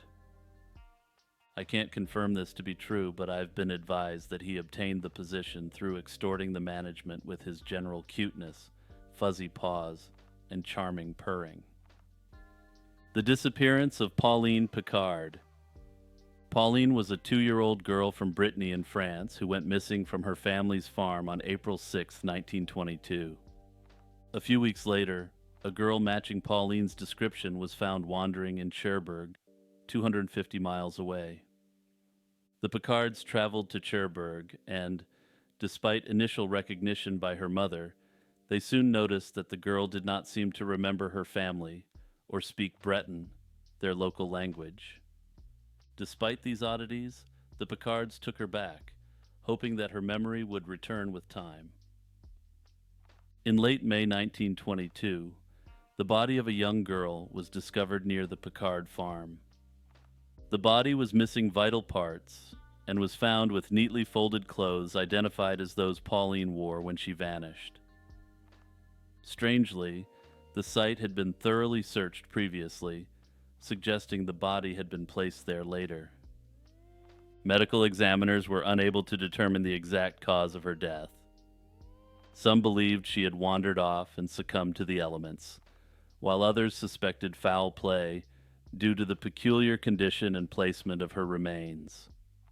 The girl from Cherbourg, initially believed to be Pauline, was eventually sent back to Cherbourg after the discovery of the body near the Picard farm. She was later identified as Marie-Louise Pauline and lived the rest of her very short life in an orphanage, passing away during a measles epidemic in 1924. Several theories emerged regarding the true fate of Pauline Picard. One local suspect exhibited strange behavior, claiming guilt and subsequently being committed to a mental institution.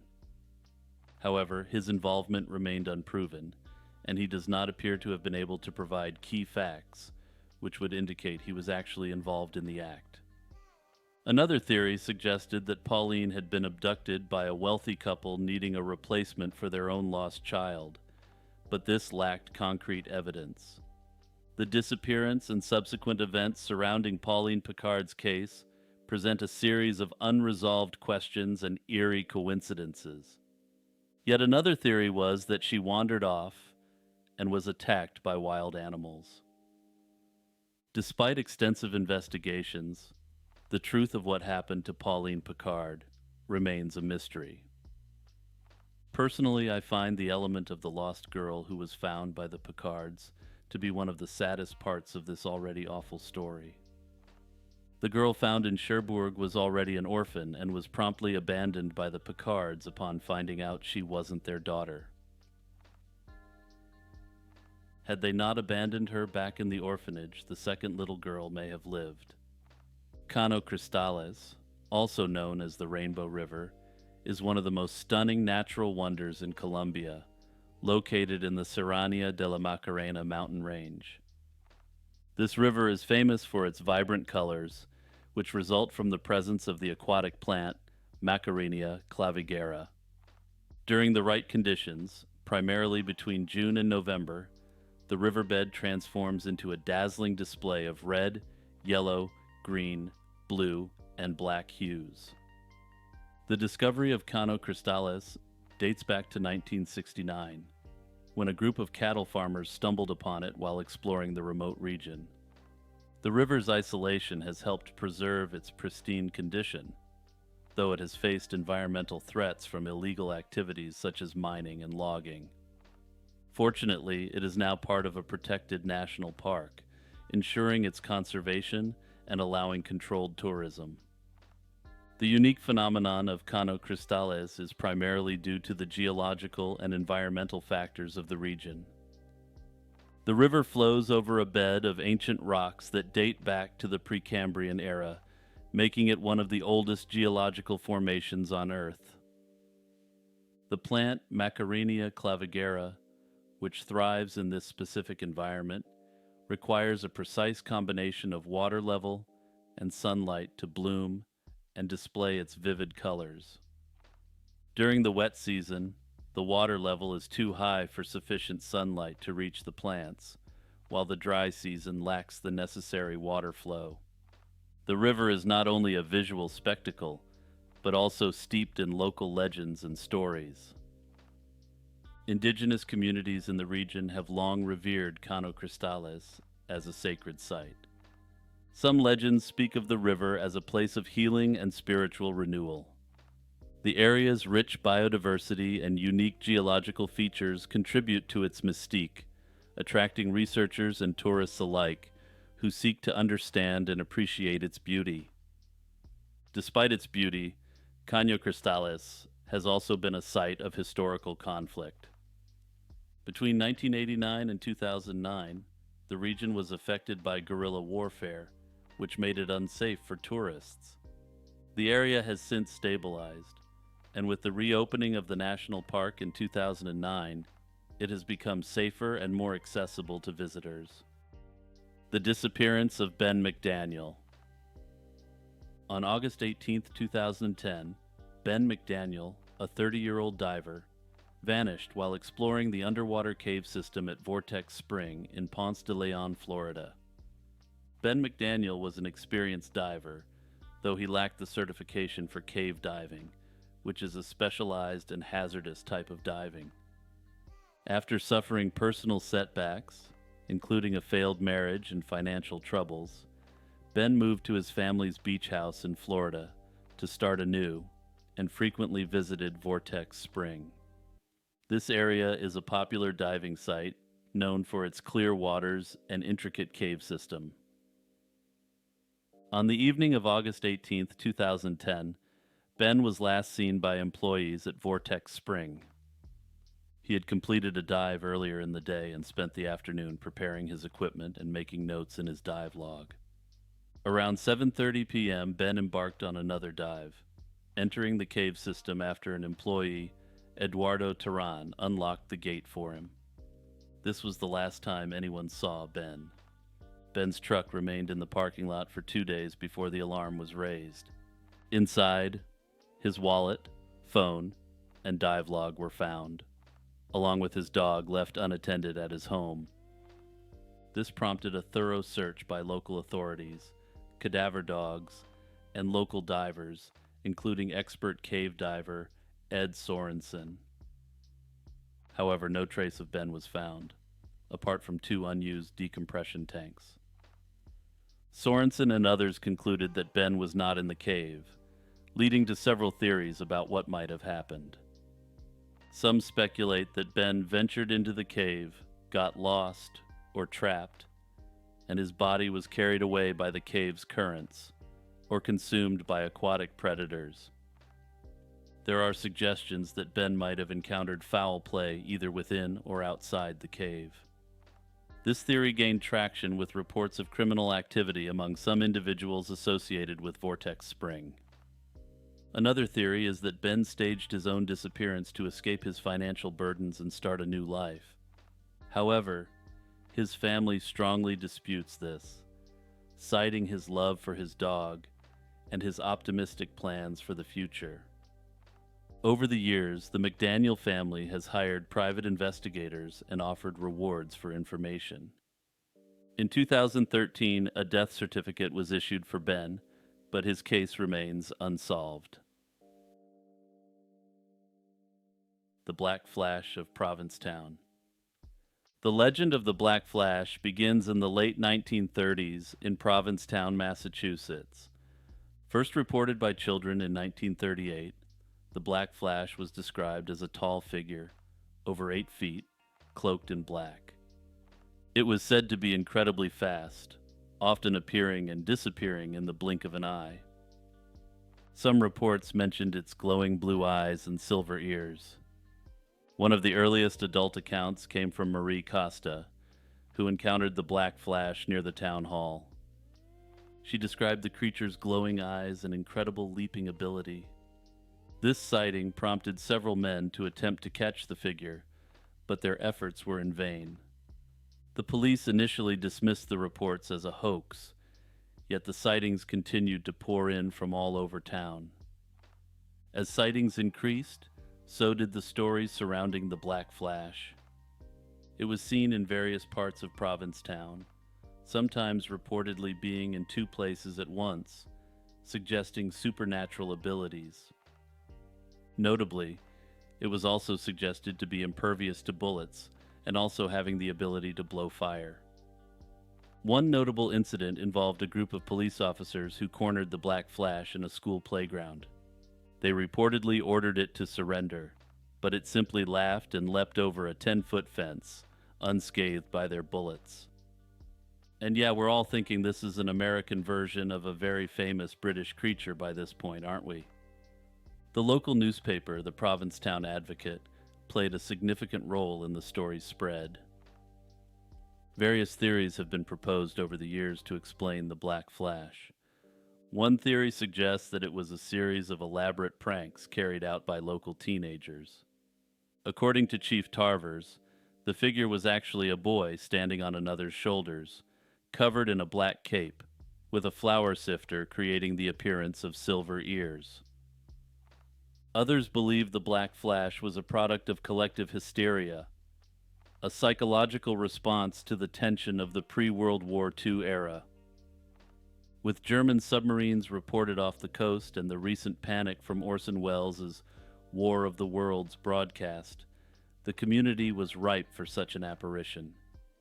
Unsurprisingly, the Black Flash has often been compared to the British legend of Spring-Heeled Jack. Some researchers suggest that the Provincetown legend may have been influenced by these older tales, either consciously or unconsciously. However, others suggest that the Black Flash may have been the same creature or the same class of creatures as Spring-Heeled Jack.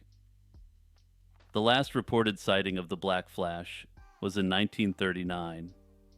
Over time, the figure faded into local folklore, re-emerging occasionally in ghost stories and Halloween tales. Despite various explanations, the true identity of the Black Flash remains a mystery. Also, I haven't dropped this line in months at this point, but there's always the possibility that this was an owl misidentification. The story of Minnie Wallace is a tale that has captivated many due to the mysterious circumstances surrounding the lives and untimely ends of her husbands. Minnie Wallace's story begins in New Orleans, where at the age of 16, she married 48-year-old J.R. Walkup, the mayor of Emporia, Kansas.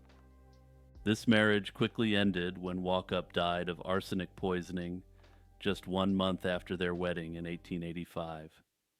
Minnie was put on trial for his demise but was acquitted, largely because it was revealed that Walkup habitually took arsenic for health reasons, complicating the accusations against her. Following this incident, Minnie moved to Chicago, where she married her second husband, John Ketchum, a wealthy Toledo businessman, in 1897. Similar to her first marriage, Ketchum died shortly after their wedding. Poison was found in his system, but his death was ultimately attributed to alcoholism, and Minnie faced no legal repercussions. Minnie's next significant relationship was with Delancey Louderback, a Chicago railroad magnate. Although they never married, Louderback was deeply infatuated with Minnie and lavished her with gifts and money, including a luxurious mansion in Chicago. Minnie, however, never moved into the mansion, instead choosing to leave for Europe, where she claimed to have married someone else. Louderback was found dead from cyanide poisoning in the mansion, and again, Minnie was cleared of any direct involvement as she was abroad at the time of his death. The story of Minnie Wallace is surrounded by a mix of documented facts and speculative narratives. While she was acquitted in all legal proceedings, the suspicious patterns in the deaths of her husbands have led many to view her with suspicion. Each case involved poisoning, a method that was difficult to conclusively prove at the time, thus leaving a trail of theories about her true role in these events. Minnie's life after these incidents saw her moving to California, where she lived quietly until her passing in 1957. The epidemic of Kuru among the Foray people. Kuru, a rare and fatal neurodegenerative disorder, primarily affected the Foray people of Papua New Guinea during the mid-20th century.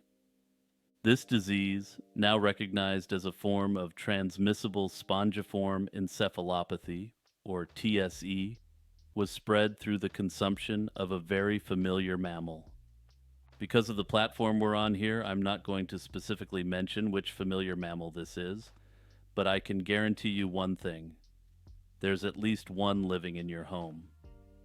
The term kuru means shiver or trembling in the Foray language, reflecting the tremors that were among the first symptoms observed in sufferers. The epidemic's origins can be traced back to the early 20th century. Researchers believe that the disease began around the 1910s or 1920s, likely sparked by a sporadic case of Creutzfeldt-Jakob disease in an individual. The symptoms of Kuru were devastating and progressed in 3 stages. Initially, individuals experienced unsteady gait and tremors. As the disease advanced, they suffered from severe coordination problems, muscle stiffness, and emotional instability, often manifesting as inappropriate laughter. Notably, this gave Kuru its colloquial name, laughing sickness. But trust me when I say Kuru is no laughing matter. In its final stage, victims were bedridden and unable to eat or move, eventually leading to a comatose state and eventual death. Once the Foray people stopped their ritualistic practice of consuming that most extremely familiar animal, the epidemic slowly faded out. Since 2009, there have been no documented deaths from Kuru, nor new cases of the disease. Remember to like the video if you liked it, and leave a thumbs down if you disliked it. Roald Amundsen was a pioneering figure in polar exploration. His career was marked by a series of groundbreaking expeditions. In 1903, he and his crew successfully traversed the Northwest Passage, enduring extreme cold, ice-choked waters, and near-starvation conditions. This journey was pivotal in advancing polar exploration techniques. In 1911, Amundsen's expedition to the South Pole cemented his legacy. Leading a thoroughly planned and expertly executed mission, Amundsen's team reached the pole on December 14, 1911, ahead of Robert Falcon Scott's British expedition. Their success was attributed to Amundsen's use of skis and sled dogs, survival skills learned from the Inuit during his exploration on the other end of the globe, and his strategic approach. In May 1928, the Italian explorer Umberto Nobile's airship, Italia, crashed in the Arctic. Amundsen, determined to aid his fellow explorer, joined the multinational rescue effort. On June 18, 1928, he boarded a French Latham 47 seaplane from Tromsø, Norway, with a crew of 5. The mission was fraught with challenges from the start. Poor weather conditions and visibility issues plagued the search efforts. Tragically, Amundsen's seaplane vanished, and despite extensive search operations, it was never found. The last known radio contact from the plane placed it near Bear Island in the Svalbard archipelago. One of the most compelling pieces of evidence emerged in 1933, when Norwegian fishermen discovered a pontoon, potentially from Amundsen's seaplane near Tromsø. Unfortunately, the pontoon was lost to the sea before it could be examined further and confirmed to be that of Amundsen's plane.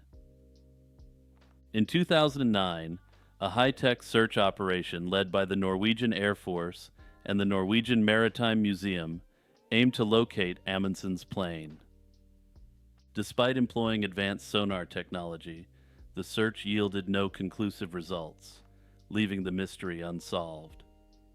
One theory suggests that Amundsen's plane might have crashed due to a combination of mechanical failure and severe Arctic weather. The extreme conditions in the Arctic Ocean, including ice flows and freezing temperatures, would have made survival and any subsequent search efforts extraordinarily difficult. Roald Amundsen's name is perhaps most familiar in the 21st century due to the fact that Roald Dahl, one of the most prolific and beloved children's authors, was named in his honor. The Fausto ship disappearance. The mysterious disappearance of El Fausto is one of the most baffling maritime mysteries in recent history, particularly because of its repeated disappearances and eerie circumstances. The story revolves around a small fishing boat from the Canary Islands that vanished under inexplicable conditions, only to reappear several times before finally being lost forever.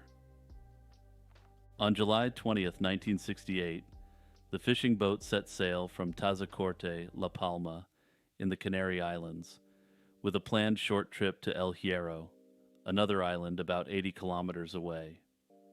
The crew consisted of 4 seasoned sailors and a mechanic and young father named Julio Garcia Pino. The journey was expected to be routine, but the boat never arrived at its destination. For days, there was no word from El Fausto. Then, on July 25th, 5 days after its disappearance, the British ship Duchess reported sighting the vessel about 100 kilometers from La Palma. The crew of El Fausto appeared to be in good health, and they declined an offer to be towed back to shore, requesting only provisions and fuel to continue their journey independently. Despite assurances, El Fausto did not return, and concerns mounted. A significant search operation was launched, involving multiple aircraft and ships, but it yielded no results. On August 7, 1968, the boat was officially declared missing. However, the mystery deepened when on October 9, 1968, the Italian freighter Anna Di Maio stumbled upon the El Fausto adrift near the Tropic of Cancer, far from its original route. On board was the nearly mummified body of Julio Garcia Pino, clutching a radio. The other crew members were nowhere to be found. The Anna Di Maio crew initially attempted to tow El Fausto to Venezuela, but reported that the line mysteriously broke and the ship drifted away. After this occurrence, the El Fausto was never seen again. Adding to the mystery, a notebook belonging to Julio Garcia Pino was found with almost all its pages torn out, save for a haunting final note addressed to his wife. It instructed her on the management of his belongings and urging her never to tell their son what had happened on board the ship. The case of El Fausto has spawned numerous theories over the years. Some suggest that the crew attempted an illegal migration to Venezuela, driven by economic hardships in Spain, though this theory is generally dismissed given they all had families. Others speculate about navigational errors or unforeseen mechanical failures, though the calm sea conditions and the experience of the crew make these explanations seem insufficient. Another theory revolves around a potential supernatural intervention or psychological breakdown, especially considering the eerie circumstances under which the boat reappeared over time. The partially mummified state of Julio Garcia Pino and the unexplained disappearance of the other crew members fuel speculation that something far more sinister or inexplicable occurred. Another theory proposes that the crew witnessed some sort of Cold War-related weapons test that they weren't supposed to witness, and as such they were disposed of. Another variant of this theory is that they were used as live test subjects for a Cold War weapon, providing some potential explanation for the state of Julio Garcia Pino's body. Notably, there is significant controversy over whether the Fausto disappearance is properly classified as a ship disappearance or as an urban legend. However, there are contemporaneous Spanish-language newspaper reports about the initial disappearance and subsequent disappearances, strongly indicating the basic story is true. This is one of the most requested unsolved mysteries on the Discord, with Discord members Hachiseko, Boomslang, and Dell all independently suggesting the case. Remember to join the Discord or leave your case recommendations in the comments section below. The War of the Worlds broadcast panic. On October 30th, 1938, Orson Welles and his Mercury Theater on the Air aired a dramatization of H.G. Wells' novel, The War of the Worlds. This broadcast led to what is now known as the War of the Worlds broadcast panic. The broadcast began innocuously with dance music, but soon transitioned to realistic news bulletins describing explosions on Mars and the landing of Martian spacecraft in Grover's Mill, New Jersey. The program featured dozens of actors playing news reporters, astronomers, and even government officials, detailing a terrifying invasion by Martians using heat rays and poison gas. Despite multiple announcements that the broadcast was fictional, many listeners who tuned in late missed these disclaimers and believed the events were real. This resulted in widespread panic. People flooded police stations and newspapers with calls, seeking information and safety instructions. In New Jersey, the Trenton Police Department reportedly received over 2,000 calls in just a couple of hours. Some listeners even begged the electric company to cut power to prevent the Martians from finding them. The context of the time played a significant role in the reaction. The 1930s were fraught with anxiety due to the Great Depression, the looming threat of war in Europe, and recent national disasters like the Hindenburg explosion. This backdrop of fear made the public more susceptible to believing the broadcast was real. The media frenzy following the broadcast contributed significantly to the perception of mass hysteria. Newspapers, seeing an opportunity to undermine the rising popularity of radio, exaggerated the extent of the panic. They reported dramatic stories of people fleeing their homes, traffic jams, and frantic calls to authorities, weaving these individual incidents into a narrative of nationwide chaos. However, most historians agree that the panic was not as widespread as initially reported, and that the response was amplified by the media. Orson Welles and the Mercury Theater team did not anticipate the scale of the reaction. Welles later expressed both surprise and remorse over the unintended consequences of the broadcast. Despite initial fears that the event would ruin his career, The controversy ultimately benefited Wells, propelling him to fame and leading to a contract with a Hollywood studio. This eventually resulted in the creation of Citizen Kane, considered by many to be one of the most innovative films of all time. The Federal Communications Commission investigated the incident but found no laws had been broken. Nevertheless, the event led to changes in how broadcasts were handled, with networks becoming more cautious about the content they aired. On March 19, 1997, the body of Yasuko Watanabe, a 39-year-old senior economic researcher at the Tokyo Electric Power Company, was discovered in a Tokyo apartment. The circumstances of her death, coupled with her secret life as a paid companionship worker, shocked Japan and led to a complex and controversial investigation that spanned years and involved a wrongful imprisonment.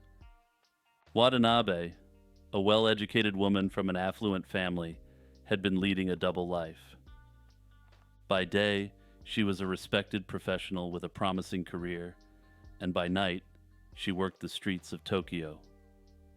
This duality in her life added a layer of sensationalism to the case, which the media eagerly amplified. The discovery of her body, strangled and showing signs of indecent assault, sparked a major investigation by the Tokyo Metropolitan Police. The initial investigation quickly focused on Govinda Prasad Mainali, a Nepalese migrant worker who lived nearby. Mainali had been working in Japan and was apprehended not for the slaying initially, but for overstaying his visa. The police, however, linked him to Watanabe's slaying based on circumstantial evidence, including testimonies that he had been seen with Watanabe prior to her death. Mainali was arrested and later convicted in 2000 after a highly controversial trial that lacked concrete evidence tying him to the crime. During his trial, the prosecution relied heavily on weak circumstantial evidence, such as the testimonies of witnesses who claimed to have seen Mainali with Watanabe. The evidence presented was often contradictory and insufficient to conclusively prove his guilt. Nevertheless, Mainali was sentenced to life imprisonment. His conviction was widely criticized both in Japan and around the world, especially given the lack of direct evidence linking him to the grisly crime. For years, Mainali maintained his innocence, and his defense team continued to appeal the conviction. It wasn't until 2012, when advanced DNA testing became available, that a significant breakthrough occurred. DNA evidence from samples found on Watanabe's body was tested and conclusively showed that it did not belong to Mainali, but rather to another, unidentified individual. This new evidence led to Mainali's exoneration, and he was released after spending well over a decade in prison for a crime he did not commit.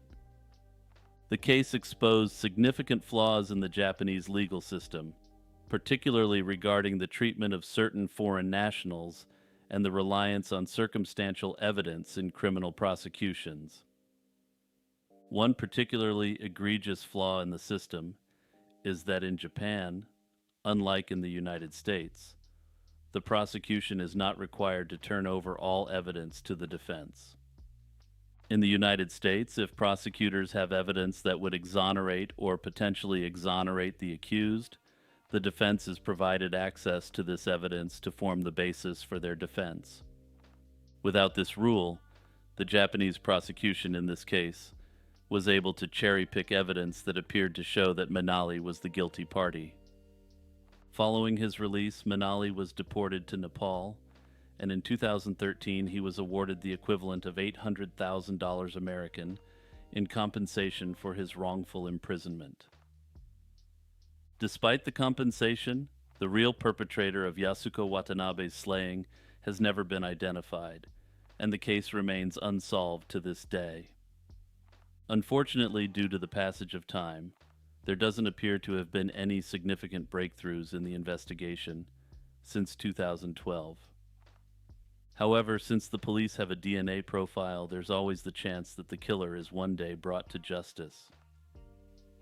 Hey everyone, it's Jimmy taking a few seconds to promote my work. Remember to like and subscribe and also share this video with your friends and family.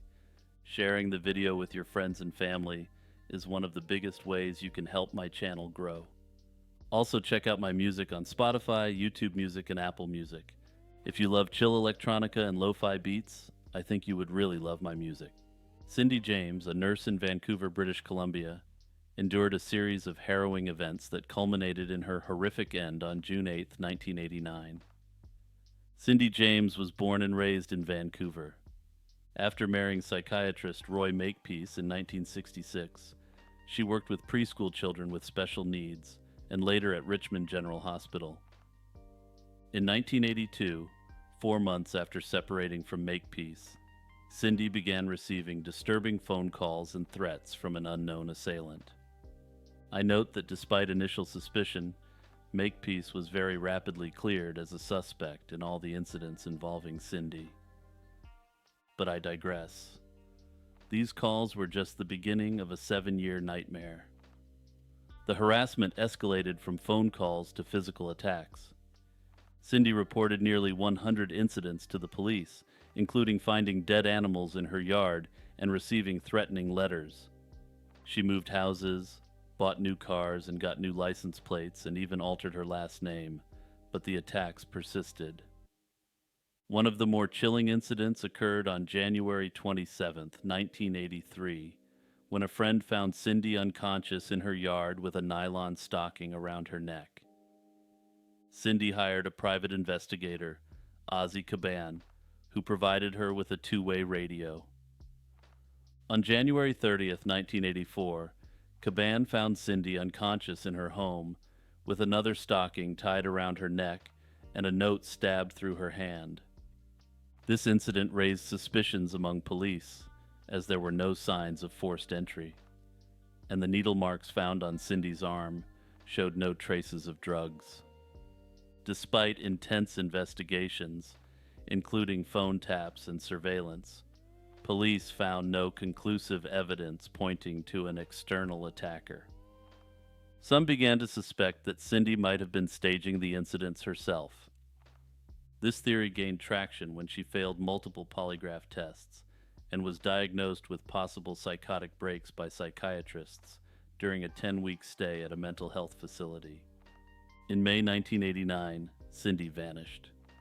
She was last seen depositing her paycheck and shopping for groceries and gifts. Her car was found with a note inside, but no significant clues to her whereabouts. On June 8th, her body was discovered near an abandoned house. She was hogtied with a nylon stocking around her neck, and evidence of drug overdose from morphine and flurazepam. The discovery of Cindy's body raised more questions than answers. Her hands and feet were bound, which some believed she couldn't have done herself, leading to theories about external involvement. However, others pointed to her psychiatric history and the failed polygraphs as indications of self-harm. The case of Cindy James remains unsolved. Some believe she was the victim of a relentless stalker, while others think she may have orchestrated the events due to mental illness. Looking into the evidence, I find it difficult to believe that the physical restraints would have been possible for Cindy to self-apply. The intricacy of the knots and the gagging suggest an external force was involved. Additionally, the level of morphine found in her body seems to strongly suggest she would have been incapacitated before she could complete such complex tasks. Cindy's reports of harassment were corroborated by some friends and family members who witnessed some of the unusual incidents firsthand. This brings me to the mental illness portion, which is often cited as, quote, proof that Cindy did end herself. Her deteriorating mental state was arguably a very natural result of prolonged terror rather than self-inflicted psychological issues. It appears the police determined that she was mentally unstable and stopped taking her stalking complaints seriously rather than assuming that the stalker was trying to drive her to madness. The disappearance of Tony Jones. On November 3, 1982, Tony Jones, a 20-year-old backpacker from Perth, Australia, made his last known phone call to his family from a phone booth in Townsville, North Queensland. He told them he was heading towards Mount Isa to meet his brother Tim and would be home for Christmas. Tony was never heard from again. Tony was the youngest of 7 children, known for his adventurous spirit and close family ties. He kept in regular contact with his family during his travels, which made his sudden disappearance all the more alarming. On the night of his last call, Tony planned to hitchhike along the Flinders Highway, also known ominously as the Highway of Death, due to numerous disappearances in the area. Initially, the police response was sluggish, partly due to the practices of the time, as missing persons cases involving adults often didn't receive the urgent attention they do today. This lack of immediate action hampered the early stages of the investigation. Despite extensive searches and numerous leads over the years, including a fruitless search prompted by a tip-off letter in 1983, Tony's fate remains unknown. Several theories have emerged over the decades regarding Tony's disappearance. One involves a former police officer whose name surfaced as a suspect during the initial inquest. This officer was later identified as a person of interest, but was cleared of all wrongdoing. Another theory suggests that Tony fell victim to foul play by locals in the area, with various witness reports and anecdotal evidence pointing to possible suspects. The Jones family has been relentless in their pursuit of answers. Their efforts led to the establishment of National Missing Persons Week in Australia, a significant step in raising awareness and support for families of the missing. Despite the passing of Tony's mother in 1990, the family continues to push for a thorough investigation. They have faced numerous setbacks, including lost evidence and delayed inquests. In 2002, a coroner's inquest officially concluded that Tony had met with foul play, though it could not determine the exact circumstances or identify those responsible. The case has seen periodic revivals in interest, often driven by new information or renewed public and media attention. The Queensland Police have made several appeals over the years for anyone with information to come forward, offering significant rewards for credible leads. If you have any information regarding the disappearance of Tony Jones, please reach out to the Queensland Police Service. The London Beer Flood. On October 17, 1814, at the Horseshoe Brewery on Tottenham Court Road, a massive vat containing over 300,000 gallons of beer ruptured. This catastrophic failure unleashed a torrent of beer into the streets of St. Giles, a densely populated London slum. The incident quickly became known as the London Beer Flood. The incident began when an iron ring around a 22-foot-high wooden fermentation tank snapped, causing the tank to burst. The explosion was so forceful that it destroyed the brewery's back wall, and the flood of beer quickly swept through the surrounding streets. The wave, reaching 15 feet high, demolished houses and caused significant destruction in the St. Giles neighborhood. Among the victims were Mary Banfield and her daughter Hannah, who were having tea when the flood hit. Additionally, a wake being held for a 2-year-old boy in a nearby house resulted in the deaths of 4 mourners when the cellar they were in was flooded. In total, 8 people lost their lives in the disaster, including a teenage barmaid named Eleanor Cooper, who was trapped under the rubble of the Tavistock Arms pub. While it is known that an iron ring on a large fermentation vat snapped, leading to the flood, the exact reasons for the failure remain unclear. Theories suggest it might have been due to poor maintenance, the immense pressure of the fermenting beer, or structural weaknesses in the vat's construction. However, no definitive cause was ever officially established, leaving room for speculation.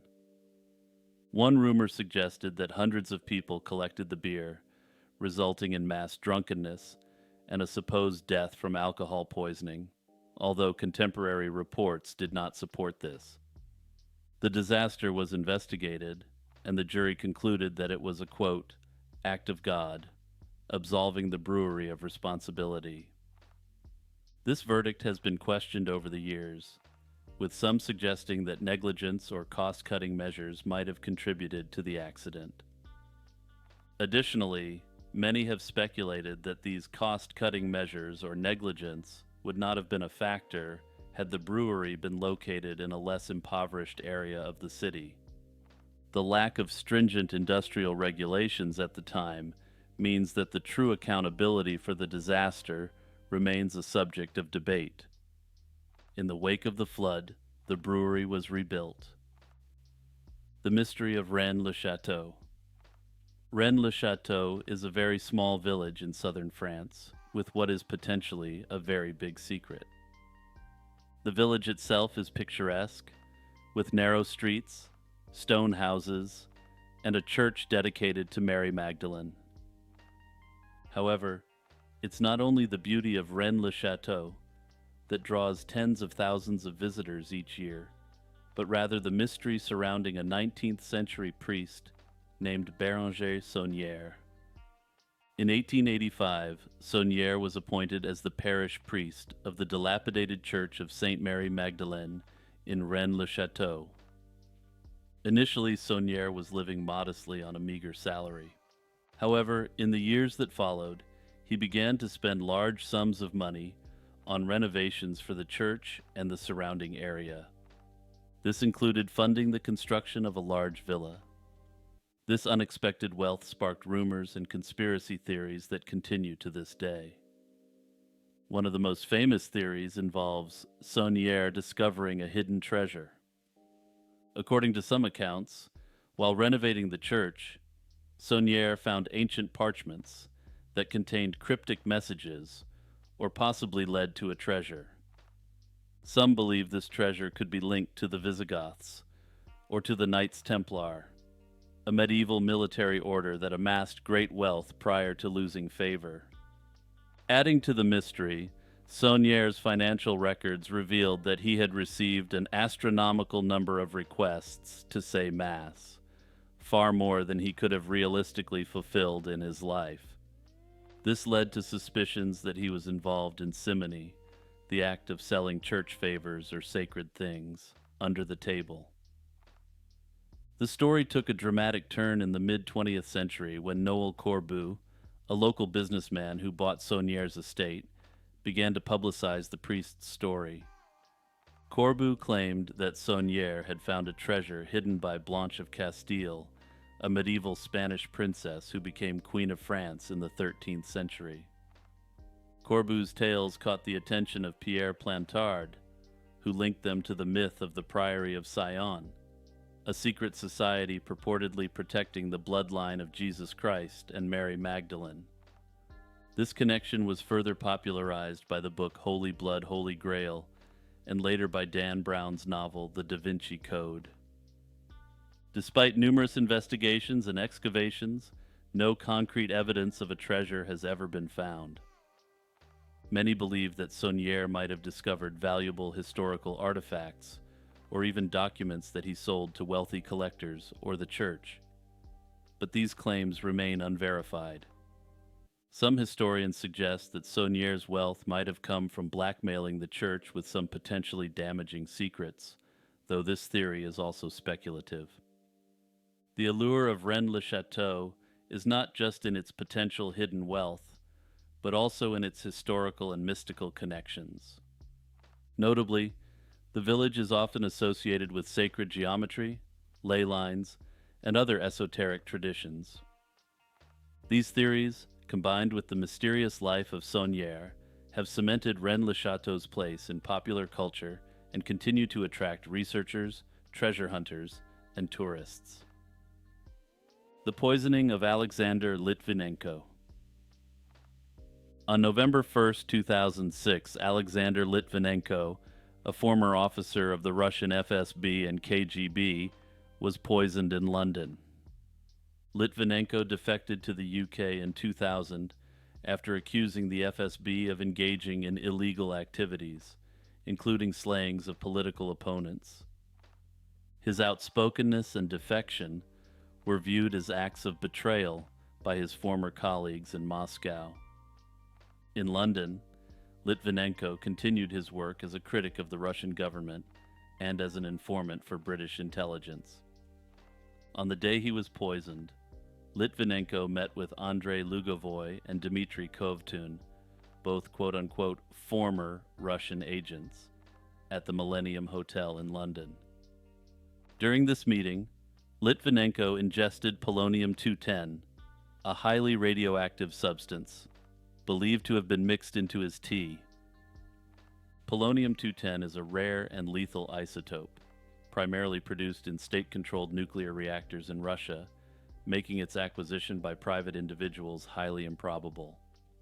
After falling ill, Litvinenko was hospitalized and died 3 weeks later.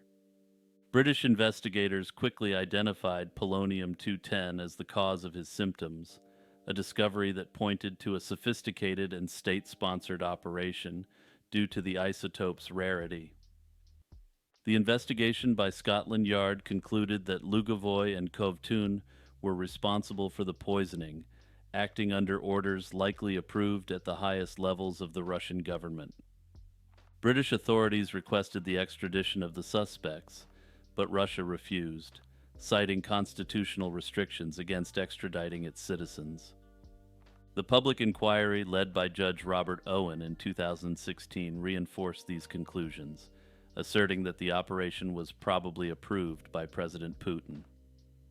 This assertion was based on the sophistication of the assassination and the direct links to Russian state facilities. The European Court of Human Rights also held Russia accountable, awarding damages to Litvinenko's widow, Marina. The court emphasized the improbability of such an operation being carried out without state involvement, given the complexities surrounding the acquisition and handling of polonium-210. Investigators found over 40 contaminated sites, including restaurants, hotels, aircraft, and even public transport systems such as the London Underground. The extensive contamination and the presence of polonium-210 at so many locations underscored the sophisticated and hazardous nature of the operation. It posed significant health risks to the public, though most of the detected radiation levels outside of Litvinenko's immediate environment were low enough not to cause harm. The full extent of the contamination and the potential risks to those who came into contact with affected areas are still subjects of ongoing investigation. While it is established that polonium-210 was used, the precise logistics of how it was procured and transported remain unclear. Polonium-210 is not easily accessible and is typically produced in state-controlled nuclear reactors. This suggests significant state involvement, but the exact chain of custody from production to administration is murky. Despite overwhelming evidence, Moscow has consistently denied any involvement, dismissing the British inquiry as biased and unprofessional. The Kremlin's steadfast denial and refusal to cooperate with international investigations have only fueled further speculation about the mechanisms behind the poisoning. Alexander Litvinenko's poisoning remains one of the most notorious cases of state-sponsored violence in recent history.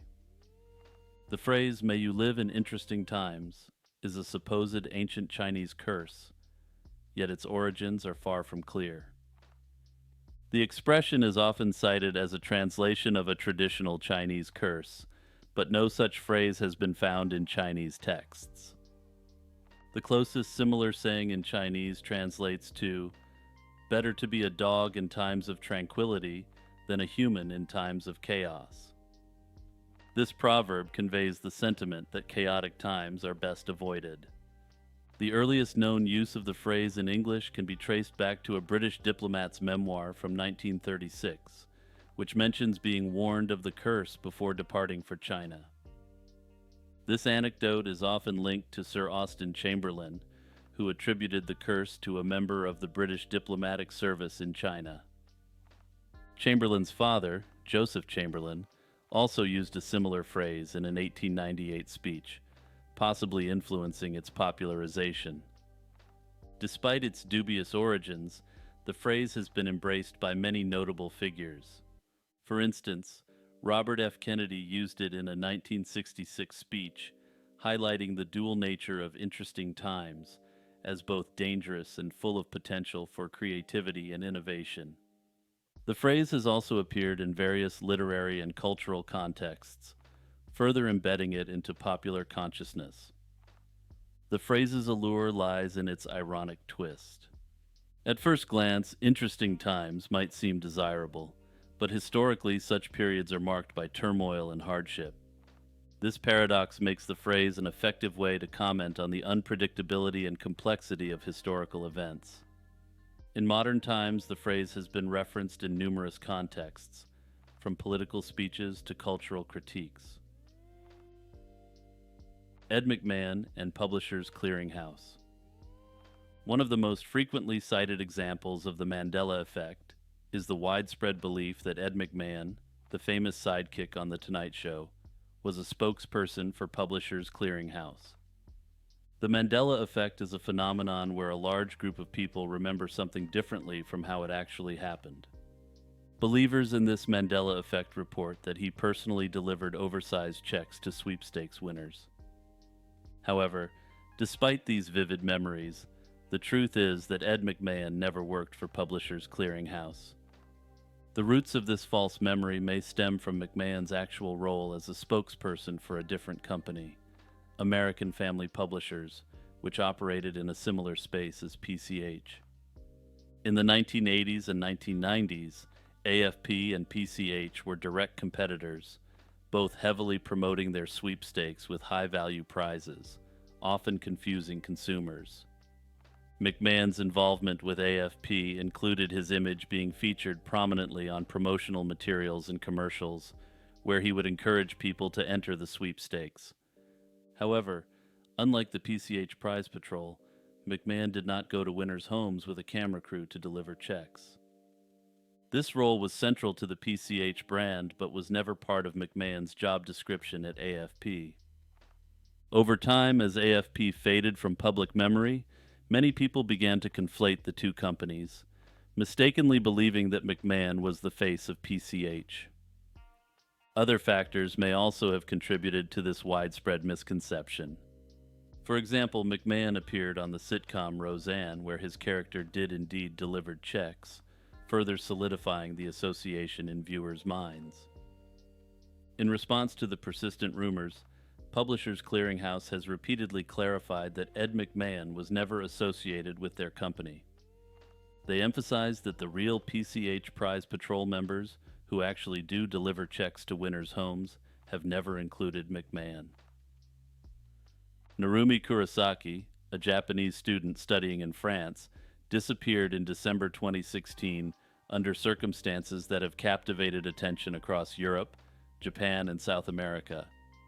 Narumi Kurosaki was a 21-year-old Japanese student from Tokyo, studying French at the University of Franche-Comté in Besançon, France. She was known for her bright personality and had aspirations of mastering the French language to pursue a career in international relations. Her life in France seemed promising until she vanished without a trace, leaving behind a mystery that would span across continents. Narumi was last seen on the evening of December 4, 2016, after having dinner with her ex-boyfriend, Nicolas Zepeda, a Chilean national she had met while studying in Japan. The two had a complex relationship, and although they had broken up, Zepeda had traveled to France, reportedly to see her one last time. This dinner would be the last time Narumi was seen alive. The investigation into her disappearance began when Narumi failed to attend classes and respond to messages. Her friends reported her missing, prompting the French authorities to search her dorm room. Inside, they found her personal belongings, including her coat and wallet, but curiously, some items like her passport and a suitcase were missing. Despite the room appearing tidy, which was unusual for Narumi, there were unsettling signs, such as her coat being left behind, something highly unlikely during the cold December weather. Nicholas Zepeda quickly became the prime suspect due to his suspicious behavior and history with Narumi. Zepeda had a history of possessiveness and jealousy, which was evident in his digital communications with Narumi. Before her disappearance, he had posted a disturbing video online, alluding to imposing conditions on Narumi during her stay in France. This video, coupled with text messages where he expressed his frustration over her social interactions, painted a picture of a troubled and controlling ex-partner. Further investigation revealed that on the night of Narumi's disappearance, loud noises, possibly screams, were heard from her dormitory, followed by a deafening silence. Witnesses reported seeing Zepeda leaving the building alone, and later, digital traces linked him to Narumi's disappearance. Despite these findings, Zepeda denied any involvement, claiming that Narumi was alive when he last saw her. The case took on an international dimension when Zepeda returned to Chile shortly after Narumi went missing. With no body found and limited physical evidence, the French authorities faced significant challenges in building a case against him. However, persistent diplomatic efforts led to Zepeda's extradition to France in 2020, where he was charged. The trial, which was dubbed the Great Trial by the French media, began in March 2022 and was marked by its international scope. It involved witnesses from multiple countries, including Japan and Chile. The trial became a media spectacle reflecting the global interest in the case. During the trial, the prosecution argued that Zepeda's jealousy and obsession with Narumi drove him to commit the slaying. They presented evidence of his controlling behavior, the suspicious circumstances of Narumi's disappearance, and his subsequent actions, including leaving France immediately after the incident. The defense, however, maintained that there was no concrete proof that Narumi was dead, let alone that Zepeda was responsible for her disappearance. Despite the defense's arguments, the jury found Zepeda guilty of murder. In April 2022, he was sentenced to 28 years in prison. The verdict brought some closure to Narumi's family, but many questions remained unanswered, particularly regarding the whereabouts of her body. In March 2023, Zepeda appealed the conviction, insisting on his innocence and arguing that the evidence against him was circumstantial. However, the verdict was upheld on appeal, despite the fact that Narumi's body has never been recovered. The Coso artifact, discovered in 1961 near Olancha, California, is one of the controversial objects associated with out-of-place artifacts. This object was found by Wallace Lane, Virginia Maxey, and Mike Mikesell while prospecting for geodes. When they cut into one of the geodes, they discovered a cylindrical object that resembled a spark plug encased in a hard material, initially believed to be a 500,000-year-old geode. The artifact quickly gained attention due to the claim that it was found inside a geode, suggesting an impossibly ancient origin for what appeared to be a modern spark plug. Early reports even mentioned an unnamed geologist who allegedly dated the artifact to 500,000 years ago. However, this claim has never been substantiated with concrete evidence or peer-reviewed publication. Further examination revealed that the material encasing the artifact was not a geode, but a concretion. This is a type of natural accumulation of materials that can occur relatively quickly under the right conditions. X-ray analysis of the object showed that it closely resembled a 1920s-era Champion spark plug, specifically used in Ford Model T or Model A engines. The Coso artifact has inspired various theories, ranging from ancient advanced civilizations and prehistoric extraterrestrials to time travelers leaving modern artifacts in the past. However, these theories largely stem from the initial misinterpretation of the concretion as a geode and the mysterious, unverified dating. Investigations by experts from the Spark Plug Collectors of America confirmed that the object was indeed a spark plug from the 1920s. Despite the scientific consensus, the Koso artifact continues to be a topic of speculation. Some proponents of its ancient origins point to the geologist's report and claim that the true nature of the object may have been covered up. However, the scientific community largely views the artifact as a modern object that became encased in natural sediment over decades rather than millennia. The Koso artifact is now displayed at the Pacific Science Center in Seattle, where it serves as an example of how natural processes can create misleading contexts for modern objects. Also, if you're interested in out-of-place artifacts, be sure to check out my alternative channel, Lazy Chill History, for more historical mysteries and history content generally. I've included a link to this channel in the description of this episode. The puka is a shape-shifting creature deeply rooted in Irish and general Celtic folklore. This figure has been portrayed in various forms across millennia, embodying both benevolence and mischief in different forms. The name puka comes from the Old Irish word for goblin, or spirit. These beings are often associated with the supernatural world, particularly the liminal spaces between the human and fairy realms. The puka is not confined to one specific form.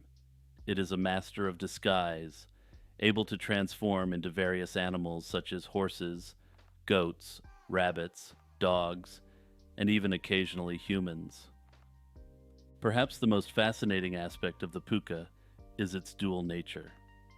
Depending on the tale, the puka can either be a source of good fortune or a malevolent trickster. In its mischievous role, the puka is notorious for leading travelers astray or taking them on wild nocturnal rides, especially in its horse form.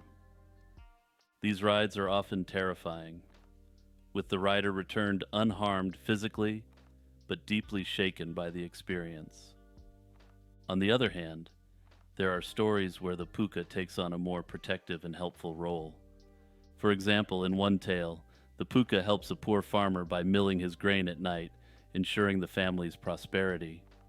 In return, the farmer's son shows kindness to the creature, which in turn bestows further blessings on the family. Notably, the puka also worked its way into English culture, where they are called puck or goodfellows. Through this English lens, the puka has entered popular culture as one of Shakespeare's most famous and memorable characters from A Midsummer Night's Dream. For anyone who even has a passing interest in Shakespeare, you almost certainly already guessed that this is the trickster fairy Robin Goodfellow, also known as Puck. On June 7, 1992, 3 women mysteriously disappeared in Springfield, Missouri, known as the Springfield Three. Cheryl Levitt, her daughter Susie Streeter, and Susie's friend Stacy McCall vanished without a trace from Levitt's home. The night before their disappearance, Susie and Stacy celebrated their high school graduation by attending several parties. They returned to Cheryl's home around 2:15 a.m. on June 7th. The next day, concerned friends and family visited the house, finding all 3 women missing. Their personal belongings, including purses, money, and cars, were left behind, with no sign of a struggle except for a broken porch light.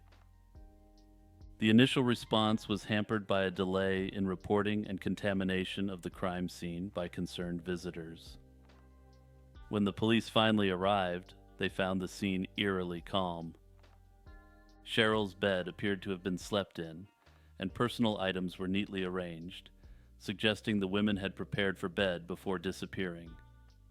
Multiple theories have emerged over the years, ranging from targeted abduction to random violence. One suspect, Robert Craig Cox, a man who had been convicted of a variety of extremely serious offenses, claimed to know the women's fate, but provided no concrete evidence.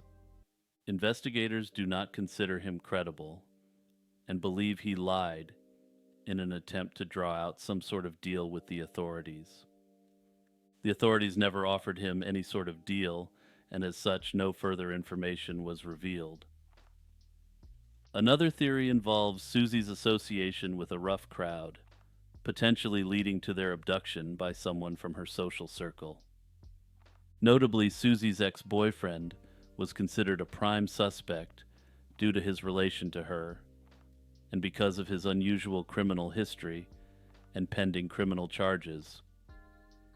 This ex-boyfriend was being charged with breaking into a mausoleum and robbing gold teeth from skulls at the time of the disappearances. It's been speculated that Susie and potentially her mother would be witnesses in the trial against this ex-boyfriend, potentially giving him a motive to off at least two of the women.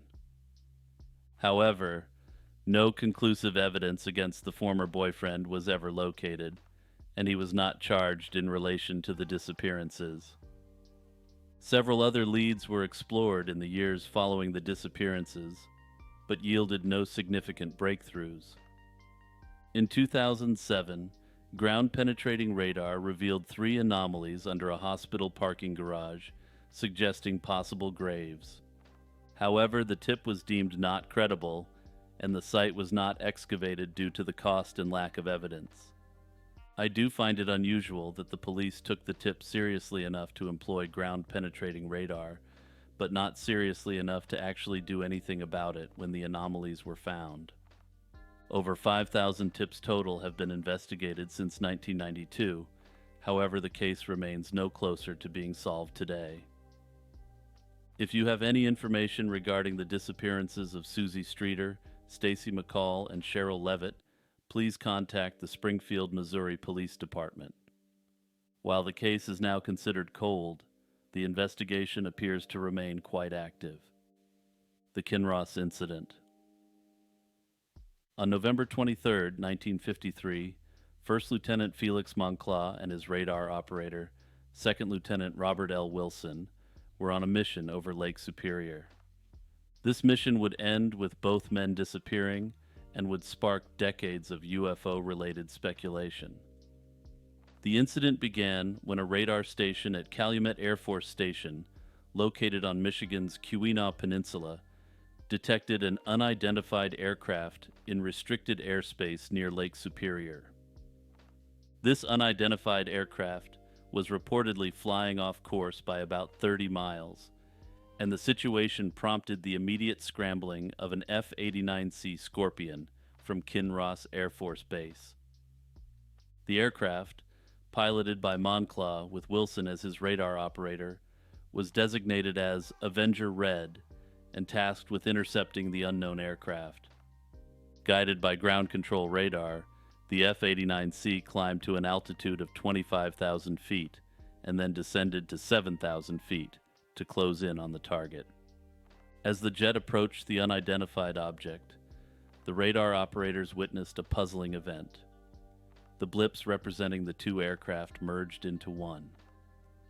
Moments later, the blip representing the F-89C disappeared entirely from the radar screen, as did the unidentified object shortly thereafter.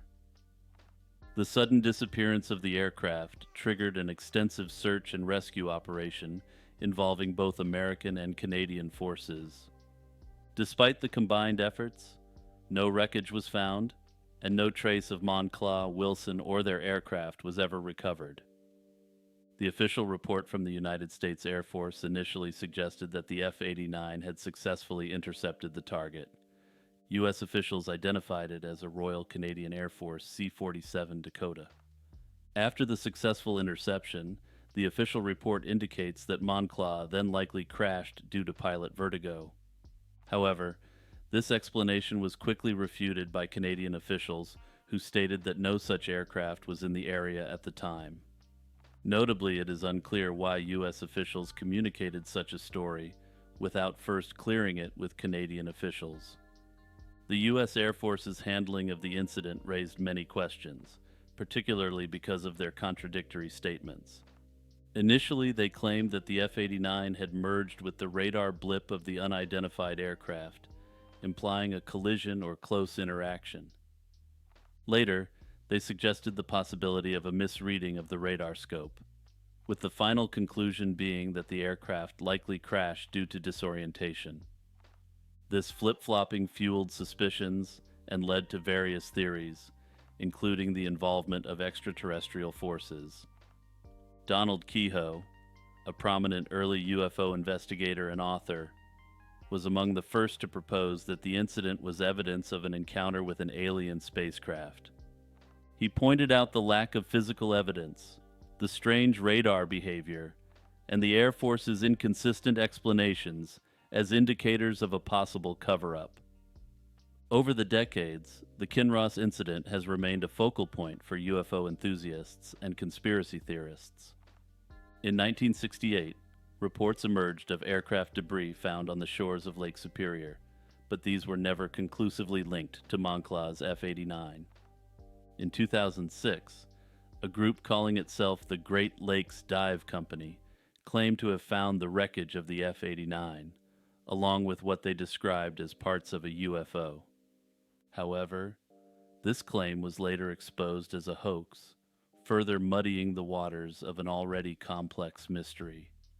The U.S. government's official stance remains that the disappearance was an unfortunate accident, likely caused by disorientation or mechanical failure, compounded by the challenging weather conditions. However, the absence of definitive evidence and the mysterious merging of radar blips continue to provoke speculation. The 1808 mystery eruption is one of the most mysterious volcanic events in history, made especially mysterious by just how recent the eruption was. Despite its significant impact on the global climate, the exact location and details of the eruption remain unknown. This event is thought to be one of the largest eruptions of the 19th century, rivaling the famous Mount Tambora eruption of 1815, yet it went largely unnoticed by contemporary observers. In late 1808, atmospheric anomalies were observed across the globe. Francisco José de Caldas, a Colombian scientist, recorded a transparent cloud obstructing the sun over Bogotá starting on December 11, 1808. He noted that the sun appeared silvery, resembling the moon, and temperatures dropped significantly, leading to frost damage on crops. Similar observations were made by a physician in Lima, Peru, who described unusual atmospheric conditions and sunset afterglows. These reports align with evidence from ice cores in Greenland and Antarctica, which show a significant increase in sulfuric acid layers around this period, indicating a massive volcanic eruption. The eruption injected large amounts of sulfur dioxide into the stratosphere, which spread globally and caused cooling by reflecting sunlight away from the Earth's surface. Scientists believe the eruption likely occurred in the tropics, possibly in the southwest Pacific, due to the broad geographic spread of its effects. However, pinpointing the exact location has proven difficult. The turmoil of the early 19th century, including the Napoleonic Wars and the independence movements in Latin America, may have diverted attention from environmental observations. This is theorized to be one of the reasons for so few contemporary records discussing the issue. The 1808 eruption had far-reaching climatic effects, which ultimately led to the coldest decade in 500 years. This mystery eruption is thought to have been the first in a series of eruptions, which ultimately culminated in the year without a summer. Also be sure to stay tuned because this extremely unusual climate mystery will be discussed later in this episode. In 1986, Singapore was shaken by the mysterious disappearance of two young boys, To Hong Huat and Kay Chin An. This case, known as the McDonald's Boys case, has since become one of the country's most perplexing unsolved mysteries. The name originates from the significant reward offered by McDonald's Singapore for any information leading to the boys' whereabouts. On May 14, 1986, two 12-year-old boys, Chin An and Hong Huat, disappeared on their way to school from Owen Primary School. They were last seen walking together to school after Chin An fetched Hong Huat from his house. They were supposed to attend their 12:55 p.m. class, but neither of them showed up. A classmate of Chin An had offered to take care of Chin An's bag, assuming he would return soon, but he never did. This absence prompted an immediate search effort. The police scoured the surrounding estates and distributed thousands of missing posters across Singapore. The case gained widespread media coverage, and by November 1986, it was featured in the first episode of Crime Watch on Channel 5. This was a popular show in Singapore that was roughly the equivalent of a show like America's Most Wanted, or perhaps Unsolved Mysteries. Several theories emerged regarding the boys' disappearance. One theory suggested that the boys had run away from home. However, their parents refuted this, stating that the boys were well behaved and had good relationships with their families. Additionally, the boys' allowances and savings were left untouched, making it unlikely that they had run away. Another theory speculated that the boys were kidnapped by a syndicate and taken to Thailand, where they were allegedly forced to beg after brutal acts were committed on them. However, investigations into this theory yielded no concrete evidence. There were also alleged sightings of the boys in Thailand, but these were never verified. A more chilling speculation involved a potential ritualistic crime, but this was dismissed by investigators who pointed out the lack of subsequent similar crimes. The Singapore police force expanded their search to neighboring countries, including Malaysia, Indonesia, and Thailand. They also involved Interpol in their efforts. Despite these extensive searches, no tangible information was found. In 1987, the police utilized facial recognition technology to create age-progressed images of the boys, hoping to generate new leads. This effort was repeated in 1994, showing what the boys might look like in their 20s, but it did not yield any new information. Desperation drove the boys' families to raise the reward for information leading to their whereabouts. The most significant push came from McDonald's Singapore, which offered around $45,000 American as reward during their Founders' Day celebrations.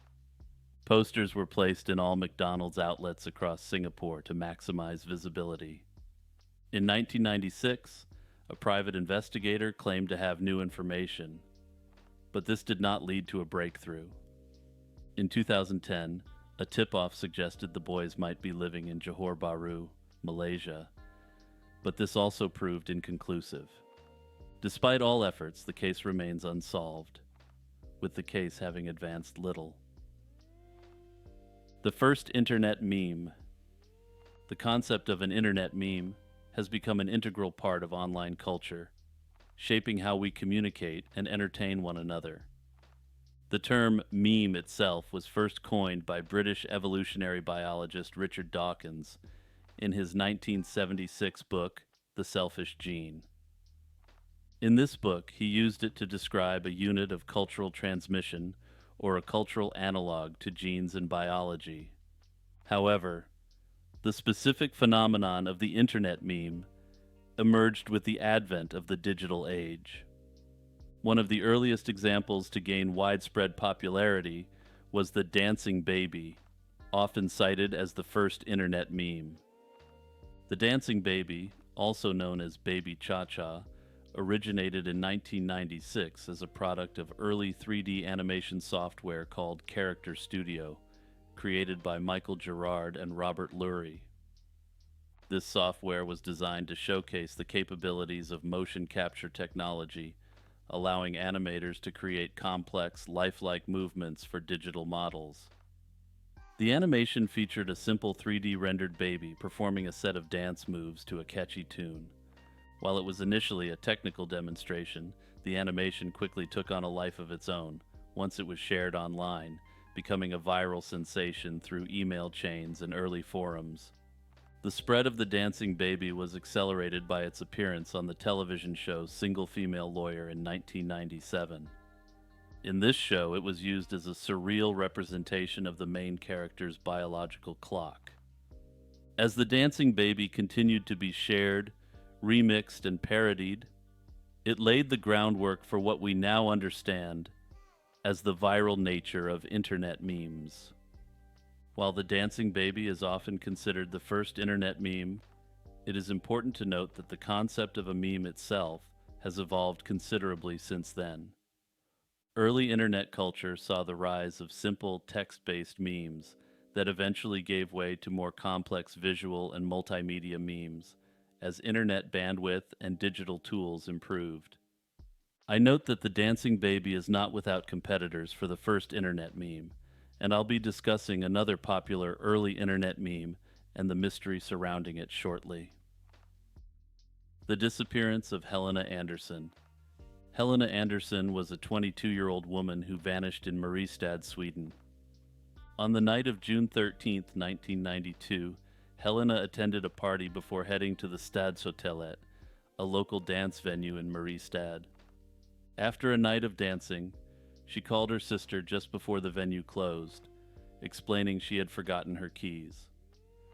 Her sister advised her to take a taxi home, offering to pay the fare.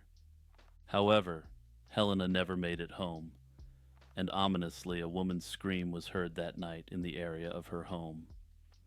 The following morning, her shoes and 2 rings were discovered in a grassy area just a few hundred yards from her home. Despite extensive searches and appeals for witnesses, there were no substantial leads. Over the years, various pieces of evidence have surfaced, including possible DNA from her sandal, but these have not conclusively identified any suspect. Several suspects have emerged throughout the investigation. Early on, a local man known for previous violent behavior was detained, but later released due to insufficient evidence. Over the years, police have questioned multiple individuals, some of whom were detained briefly, but released without charges. In 2021, a significant development occurred when a man in his 60s was questioned about the case. Although this raised hopes for a breakthrough, he was eventually released without any charges being filed. The case has spawned numerous theories, from abduction by someone she knew to random foul play. In 2022, Swedish authorities announced the closure of all investigations into the case pending new evidence being found.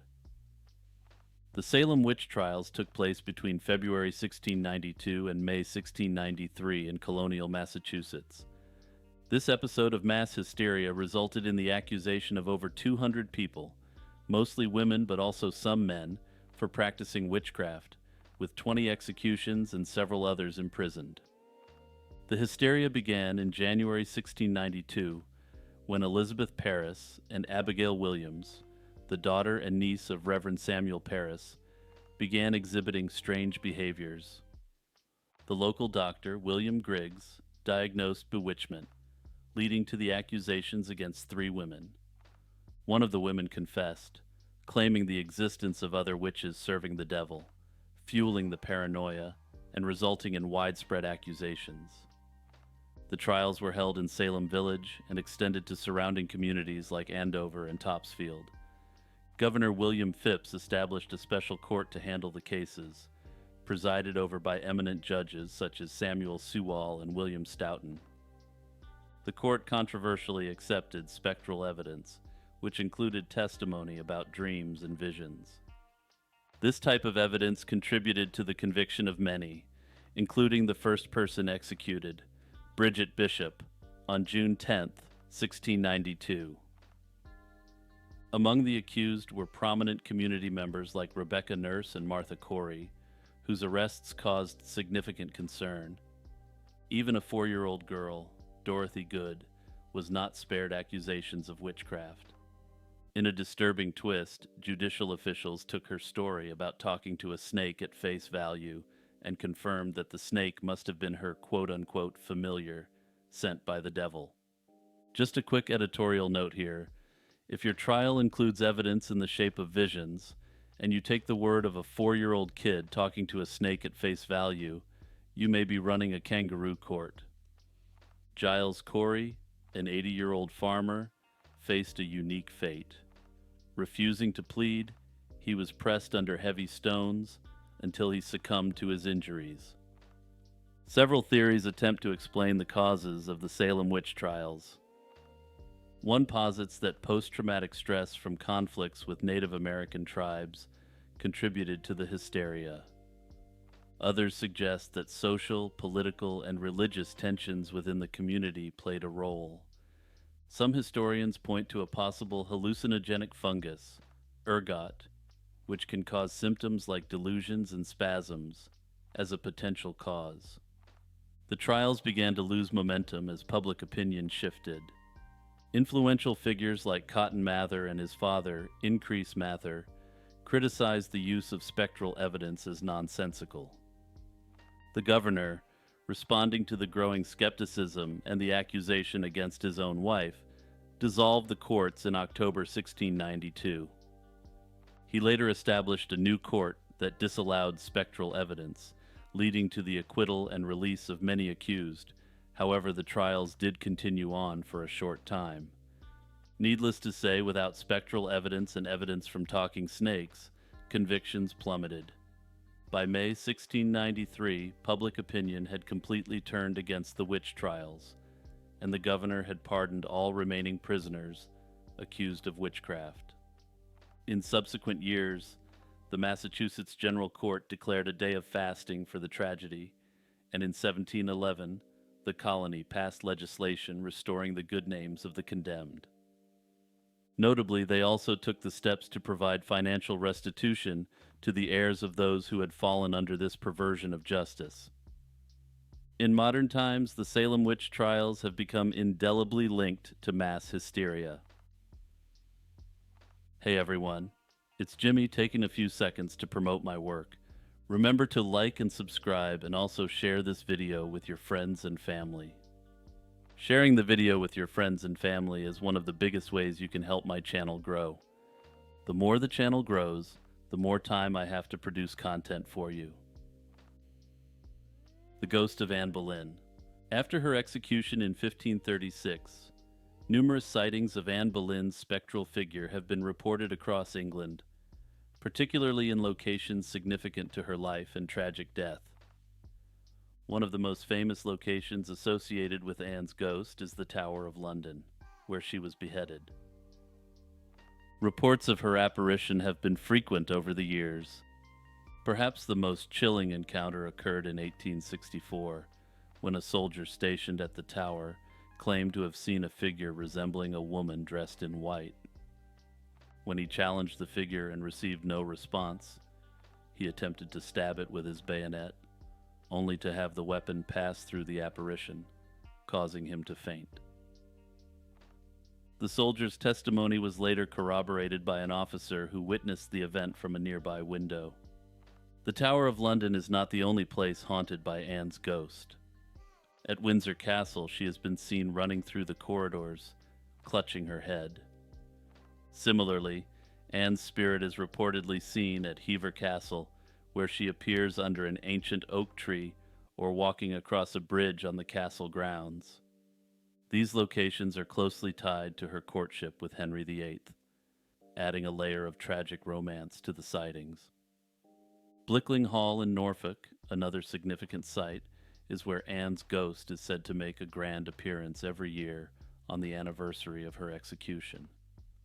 Local legend describes her arriving in a spectral carriage drawn by headless horses, driven by a headless coachman, with her own head resting in her lap. The consistent reports of Anne Boleyn's ghost have led to much speculation about why her spirit lingers. Some paranormal theories suggest that Anne's ghost is an imprint, a residual energy left behind due to the intense emotional and physical trauma she experienced.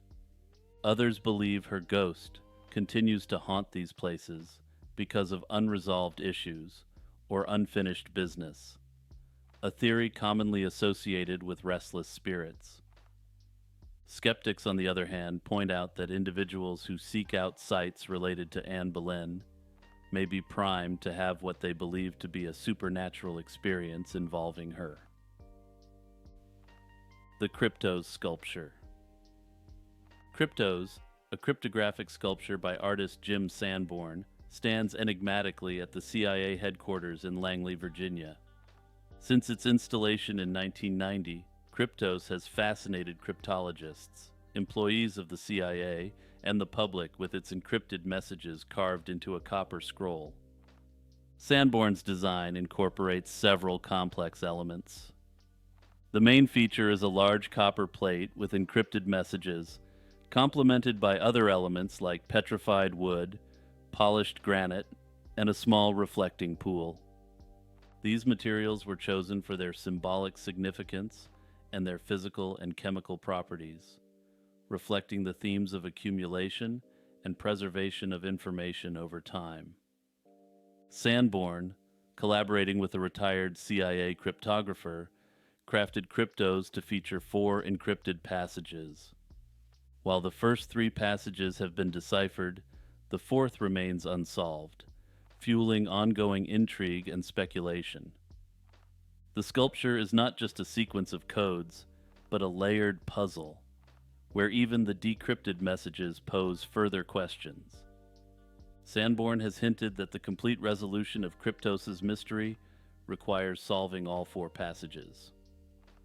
This element adds to its allure, making it a continual point of curiosity and a symbol of ultimate secrecy. The challenge of Kryptos extends beyond its physical form. It touches on the CIA's own tradition of intelligence and secrecy. Sanborn used a variety of cryptographic techniques, including the Visionaire cipher, to encrypt the messages. The sculpture's difficulty is by design, intended to challenge the best minds at decoding and to reflect the complex nature of gathering and protecting national secrets. Over the years, despite the concerted efforts of professional and amateur cryptologists, the final part of the message resists solution. Sanborn has released additional clues to aid in its decryption, with the most recent in 2020, but the true meaning or answer remains just out of reach. The mysterious stone egg of Lake Winnipesaukee.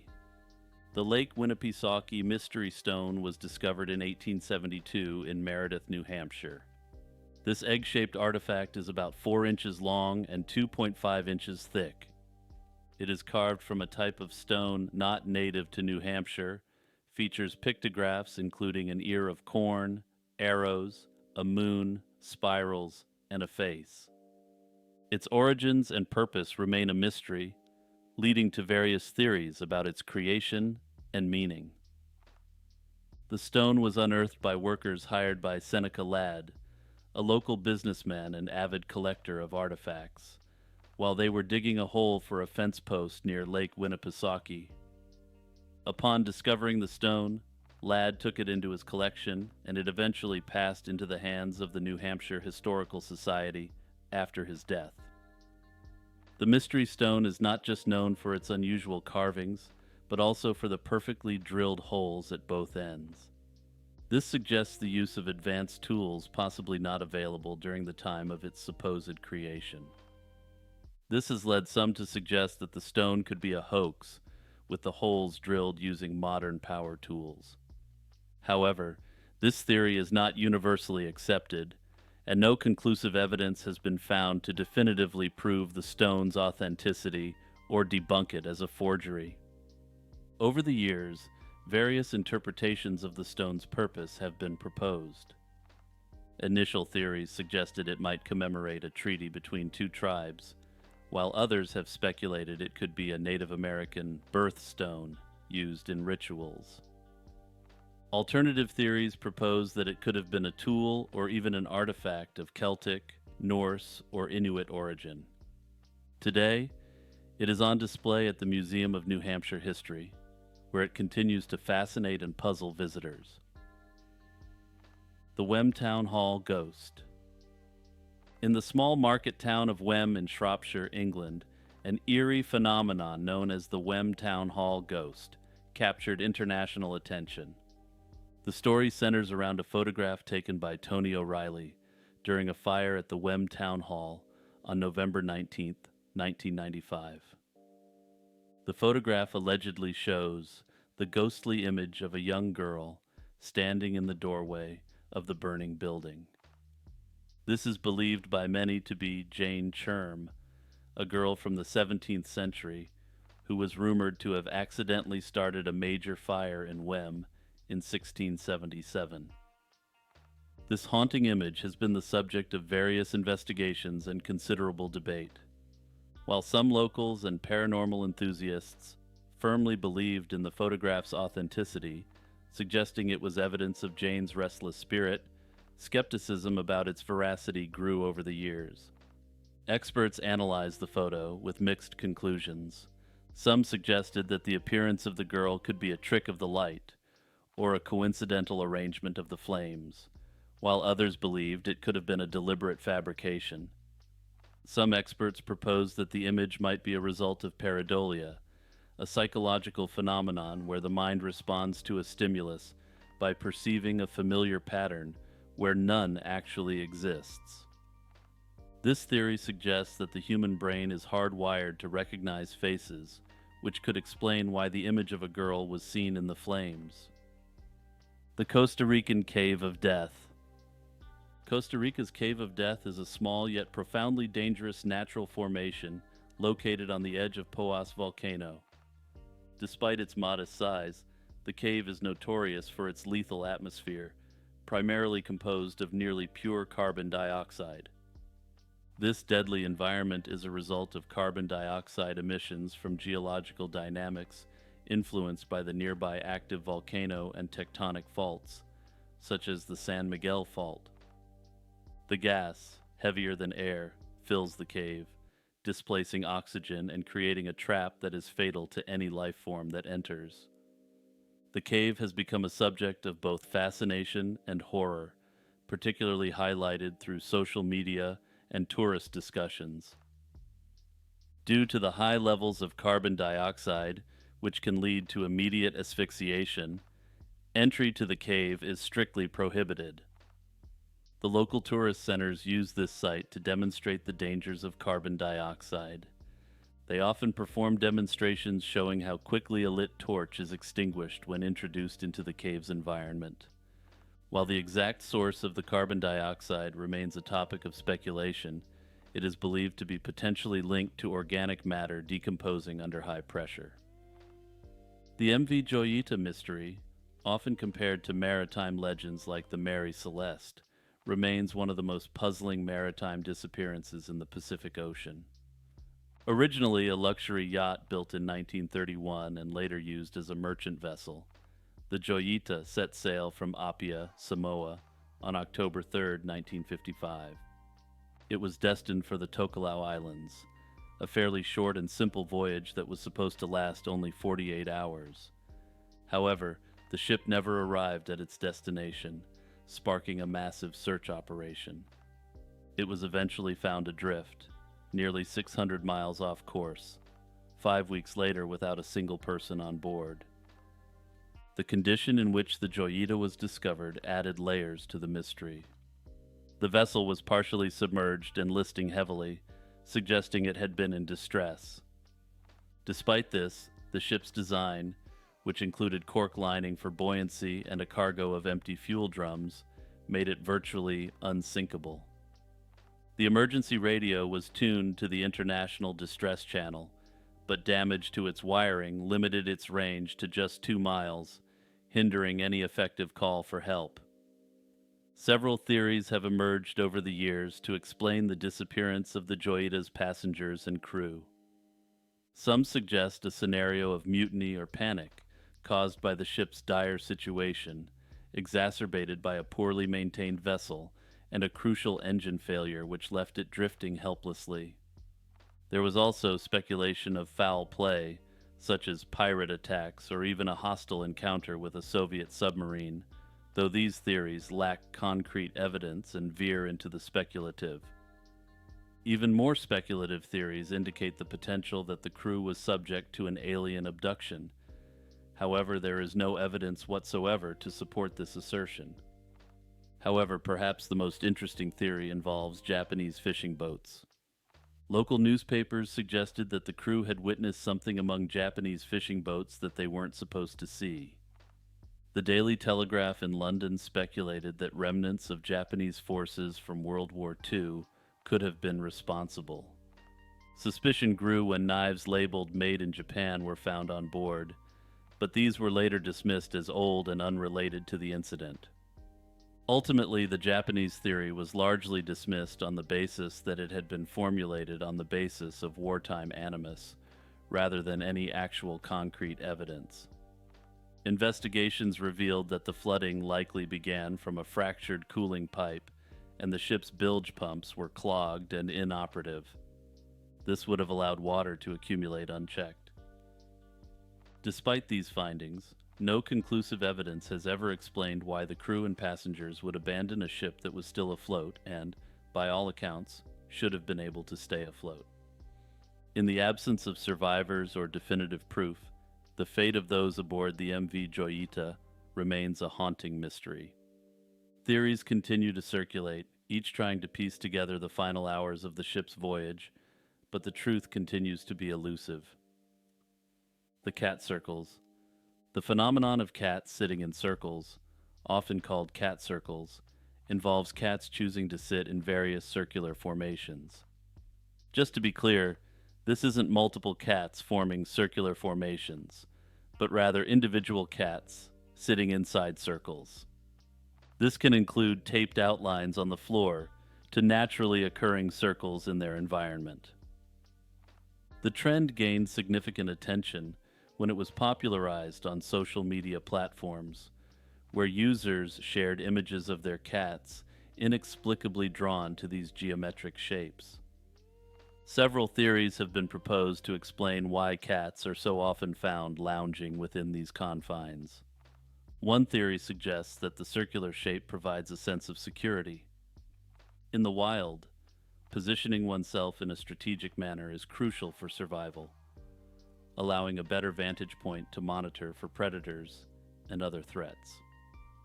By sitting in a circle, domestic cats may subconsciously feel they are in a safer, more secure location. Another explanation revolves around the cat's instinctive behavior of turning around in circles before lying down, which is thought to be a way for them to prepare their sleeping area and make it comfortable. This behavior could be a modified version of this instinct, with cats associating the circular shape with a suitable resting area. Comfort and warmth are also cited as possible reasons why cats might choose circles. Cats naturally seek out cozy spots for naps, and curling up in a circle could be an effective way to conserve body heat. This is supported by the fact that many cat beds are circular, possibly reinforcing the circle as a symbol of comfort and warmth. Despite these theories, there remains a great deal of mystery around the phenomenon, with no definitive explanation as to why cats choose circles over other shapes. This curiosity only adds to the allure for cat owners, who often conduct their own experiments to see if their cats will respond to homemade circles. So for all you cat quote-unquote owners out there in my audience, test this out with your cat and leave a comment below. Or hey, perhaps you're a cat and you watch this series. Feel free to comment. Remember, on the internet, no one knows you're a cat. The phrase on the internet, "nobody knows you're a dog," has become a powerful metaphor for the anonymity and fluid identity possible in online interactions. Originating from a 1993 cartoon by Peter Steiner published in The New Yorker, the phrase encapsulates the essence of online anonymity and has since become deeply ingrained in internet culture. The cartoon depicts a dog sitting at a computer, telling another dog that on the internet, nobody knows you're a dog, highlighting the disconnection between online personas and real-life identities. Peter Steiner's cartoon, which was first published on July 5, 1993, quickly resonated with the growing number of people who were beginning to, quote, surf the, quote, World Wide Web. The phrase, "on the internet, no one knows you're a dog," became a succinct way to describe the unique nature of online communication. Individuals could present themselves however they wished, with little to no verification of their true identity. The internet in the early 1990s was a nascent space, primarily populated by tech enthusiasts, academics, and early adopters of digital communication. As the internet grew, so did the opportunities for individuals to engage with one another without the constraints of physical appearance, age, gender, or social status. This newfound freedom was both liberating and fraught with potential for abuse. The cartoon itself became one of the most reproduced cartoons from The New Yorker, and its popularity extended far beyond its original context. It has been referenced in academic papers, used in presentations about online security, and even cited in discussions about the psychology of Internet use. The Internet has evolved significantly since the early 1990s, and with it, the nature of anonymity has changed as well. In the early days of the Internet, anonymity was almost the default. Most interactions took place in forums, chat rooms, and other spaces where real names were rarely used, and users were identified by pseudonyms or handles. As social media platforms like Facebook and Twitter became more popular in the mid-2000s, the emphasis began to shift towards real name policies and the idea of a unified online identity. Facebook, in particular, pushed for users to create profiles using their real names and real-life details, arguing that this would lead to more quote-unquote authentic interactions. This shift marked a significant change in how people interacted online, with a greater emphasis on transparency and less on privacy. Despite this, anonymity has not disappeared from the Internet. Platforms like 4chan and to a much lesser extent Reddit continue to thrive on the idea of anonymous or largely anonymous interactions. For instance, individuals on 4chan are able to put a name associated with their post. However, the community is generally considered to be highly against this. Notably, with the rise of constant surveillance on every platform, the mystery is no longer who the person you're interacting with may be, but rather how much the platform knows about you. The disappearance of Lee Aki. On August 27, 1992, 13-year-old Lee Aki vanished from her home in Tupelo, Mississippi, during Hurricane Andrew. Her mother, Vicki Felton, left for work around 7:35 a.m., leaving Lee home alone. When Felton called home around 8:30 a.m. and received no answer, she returned to find blood and signs of a struggle, but no trace of Lee. The initial search for Lee was extensive but fruitless. Bloodhounds and search teams combed through the area, but weather conditions hindered their efforts. Shortly after, the case took a bizarre turn. On September 9, 1992, a package containing Lee's glasses was mailed to her home, addressed to her stepfather, Barney Yarborough, from Boonville, a town about 30 miles away. The package bore no fingerprints or DNA, leading investigators to believe it was a ruse to mislead them. Throughout the investigation, multiple theories and suspects emerged. Some suspicion fell on her mother, Vicki Felton. Lee had reportedly shown up at school with bruises, which she attributed to horseback riding. Some classmates recalled Lee making troubling statements, though she later claimed they were jokes. Vicki took 3 polygraph tests, failing all, but insisted on her innocence. Notably, it is important to remember that failing a polygraph test can happen for a variety of reasons, and does not necessarily indicate that a person is lying. Another suspect was Oscar Kearns, a man who knew Lee through church.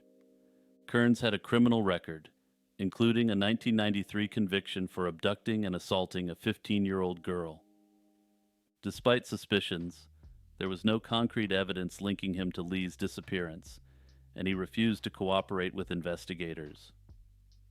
The case also involved several strange developments, including the discovery of a human skull in a soybean field in 1993, initially misidentified as Lee's. This error was corrected, and the skull was later identified as belonging to Pollyanna Sue Keith, a woman who had gone missing in 1993. Despite numerous leads and extensive media coverage, Lee Aki's whereabouts remain unknown. Theories continue to circulate, implicating various individuals, but the lack of definitive evidence has left the case unresolved. The Cursing Stone of Carlisle. The Cursing Stone of Carlisle is a controversial landmark located in Carlisle, England. Installed in 2001 as part of a Millennium Project, the stone is engraved with excerpts from a lengthy curse originally proclaimed in 1525 by Archbishop Gavin Dunbar of Glasgow. This curse, known as the Monition of Cursing, targeted the Border Reivers, a group of raiders and lawless clans who lived along the Anglo-Scottish border. The Cursing Stone is a hefty granite sculpture weighing over 10 tons, placed in a pedestrian underpass near Tully House Museum and Carlisle Castle. The stone features around 300 words of the original, much more lengthy curse, which called down a series of misfortunes upon the Reivers and anyone associated with them. The origins of the curse lie in the turbulent history of the Anglo-Scottish border during the 16th century. The Border Reivers were notorious for their violent raids, stealing cattle, and causing chaos in the region. The Monition of Cursing was part of a broader effort by the Church and the state to curb these lawless activities and restore order. Priests were required to read the curse aloud in every parish, spreading its ominous message throughout the borderlands. The curse is notably comprehensive, addressing every aspect of daily life and well-being, including the health of people, livestock, and crops. The curse's text is filled with vivid imagery and severe consequences, invoking biblical plagues and divine retribution. It condemns the Reivers in various states of being, standing, sitting, eating, drinking, and extends its malediction to their families and possessions. The Archbishop's curse aimed to disrupt the Reivers' activities and encourage them to abandon their lawless ways. Since its installation, the Cursing Stone has been blamed for a series of misfortunes that have befallen Carlisle, including floods, disease outbreaks, and economic difficulties. Some locals believe the stone has brought bad luck to the city, and there have been calls for its removal or destruction. Despite these concerns, others view the stone as a valuable piece of public art and a reminder of the city's rich history. Despite its grim content, the Cursing Stone has also become a point of interest for tourists and those fascinated by the supernatural. Visitors often touch the stone, sometimes out of curiosity, other times in the hope of lifting any lingering curse. Déjà vu, a French term meaning already seen, is an intriguing phenomenon and the sensation that one has experienced a moment before, despite knowing that it is happening for the first time. The term déjà vu was first coined by French philosopher Émile Boirac in 1876. The concept, however, predates Boirac's naming of it, with references to similar experiences appearing in literature and philosophy throughout history. Despite its long-standing presence in human experience, scientific exploration of déjà vu has been relatively sparse until more recent times.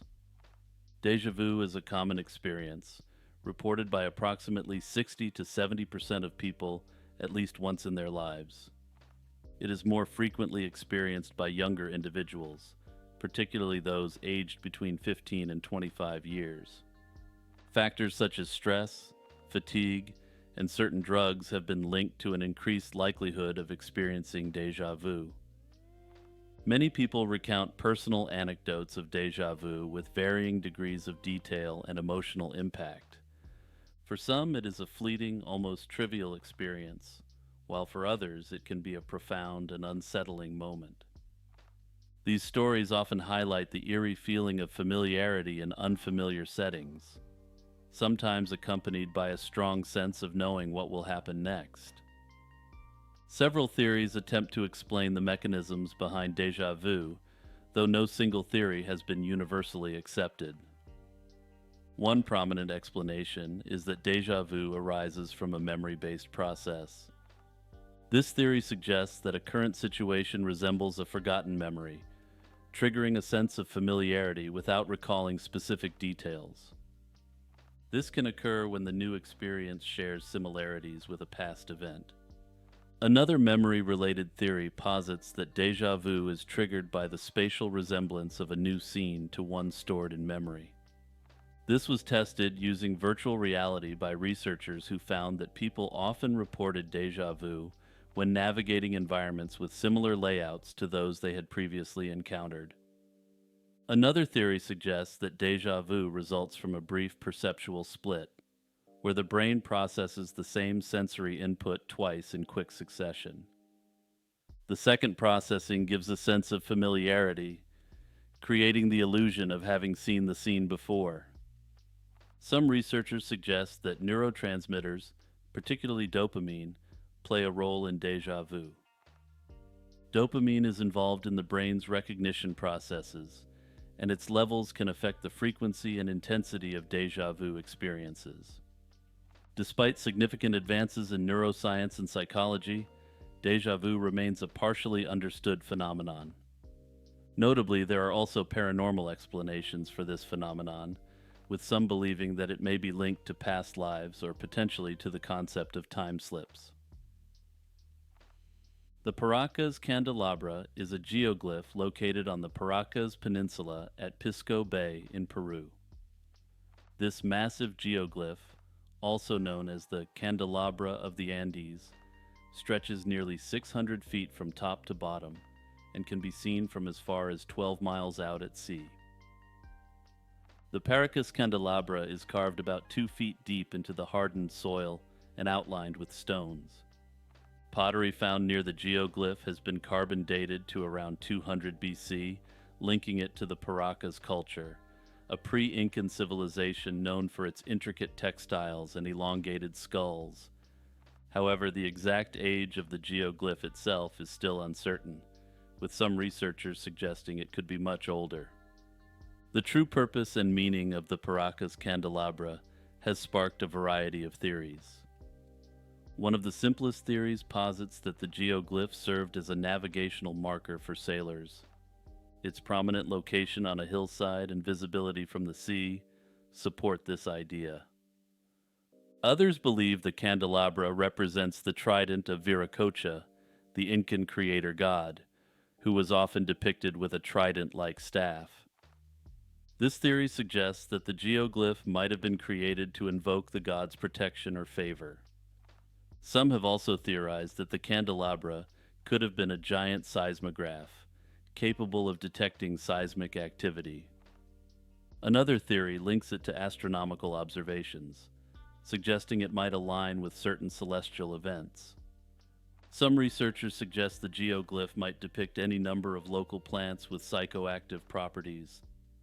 This theory posits that the candelabra could have had ritualistic significance, possibly guiding shamans during their spiritual journeys. Today, the Paracas Candelabra remains a popular tourist attraction, drawing visitors who marvel at its scale and ponder its purpose. The death of Thelma Todd. Thelma Todd, known as the Ice Cream Blonde and Hot Toddy, was a beloved Hollywood actress whose mysterious demise in 1935 continues to intrigue many. Born in Lawrence, Massachusetts in 1906, Todd initially pursued a teaching career, but was discovered at a beauty pageant and transitioned into acting. She appeared in numerous films, including comedies with the Marx Brothers and Laurel and Hardy. On December 16, 1935, Todd was found in her car in the garage of Jewel Carmen, the estranged wife of her business partner, Roland West. The official cause was carbon monoxide poisoning, but the circumstances were suspicious. Todd had attended a party at the Trocadero nightclub the night before, leaving around 3 a.m. Her driver, who last saw her alive, noted she was unusually quiet on the ride home and instructed him not to escort her to the door, a departure from her usual behavior. Several theories have emerged surrounding her death. One involves Roland West, with whom Todd had a complicated relationship. They were both business partners and lovers, living in adjacent apartments above their restaurant, Thelma Todd's Sidewalk Cafe. It is suggested that West, in a jealous rage, might have locked Todd out, leading her to seek refuge in her car. Additionally, Todd had a tumultuous relationship with her ex-husband, Pat DiCicco, known for his underworld connections and violent behavior. They had a public argument the night of her death, adding to the suspicion that DiCicco might have had a role. Further complicating the case, Todd received multiple extortion threats demanding money under the threat of harm in the months leading up to her passing. The coroner's findings also fueled speculation. Although the cause was listed as carbon monoxide poisoning, there were numerous inconsistencies. For instance, her car's engine was off when she was found, and there was an unexplained injury on her forehead. I have a sneaking suspicion that Thelma Todd didn't voluntarily end herself. The Silver Train of Stockholm. The Silver Train of Stockholm, or Silverpilen, is an urban legend from Sweden. The story of Silverpilen begins in the 1960s when the Stockholm Metro purchased 8 aluminum trains. Unlike the usual green-painted metro trains, these remained unpainted, giving them a distinctive and somewhat haunting silver appearance. These trains were part of the C5 model and were initially used as test units. Due to their bare and stark look, they were not widely popular among commuters and were often used as backup trains during rush hours. A significant part of the Silverpilen legend is tied to Kimlinga Station. Construction on this station began in the late 1970s, but was never completed due to insufficient demand. Today, it stands abandoned and is often described as a ghost town. According to urban folklore, Kimlinga is the primary station where the Silverpilen makes its eerie appearances. The local saying, "Only the dead get off at Kimlinga," reinforces its sinister reputation. The Silverpilen has been the subject of numerous spooky stories. One common legend suggests that once someone boards the Silverpilen, they might never get off, as the train gets trapped in a time loop, traveling perpetually through the Stockholm metro system. Another version claims that the train appears only once a year at midnight, carrying ghostly passengers who look like the undead. Some tales even suggest that the train can pick up unsuspecting passengers from deserted or unused stations, who then disappear forever. There are various stories from people who claim to have seen the Silverpilen. These accounts often describe sightings of the train at odd hours, or in places where trains do not usually go. Some narratives recount experiences of being on board the Silverpilen against their will, traveling for what felt like months, only to be dropped off at Kimlinga, disoriented and bewildered. The rational explanation for these legends ties back to the unusual appearance and limited use of the Silverpilen. Despite its spooky reputation, the Silverpilen was eventually decommissioned in 1996. Parts of the train were repurposed. Some cars were used by the Stockholm Police Academy for training, while others were converted into a cafeteria at the manufacturer's headquarters. However, the stories and sightings persist, keeping the legend of the Silverpilen alive in Stockholm's collective memory. The disappearance of Joseph Force Crater. Joseph Force Crater, a New York Supreme Court justice, vanished without a trace on August 6, 1930. He was spending the summer in Maine with his wife, Stella, when he abruptly decided to return to New York for business. On the day of his disappearance, he went to his office, destroyed documents, and moved several portfolios to his apartment. He withdrew $5,000, an extremely substantial sum at the time, before dining at Billy Haas's Chop House with his attorney William Klein and a showgirl named Sally Lou Ritz. Notably, both Klein and Ritz told various stories over the years of what happened to Crater after. According to them, after the dinner, Crater either got into a taxi or simply walked away, never to be seen again. The news of Crater's disappearance broke a month later, sparking rampant speculation and media frenzy. His wife reported his absence after he failed to return for her birthday on August 9th.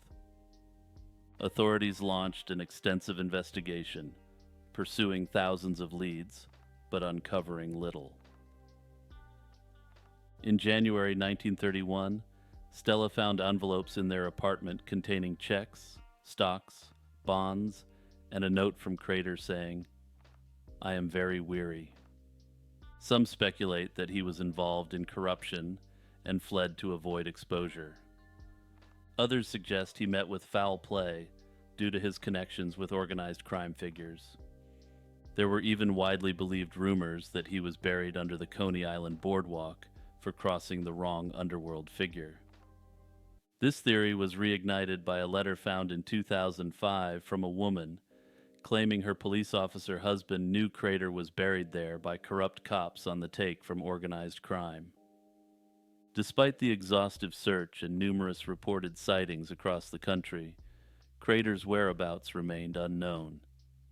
His disappearance spawned the phrase, "pulling a crater," which was popular in the legal community for decades to describe someone vanishing without a trace.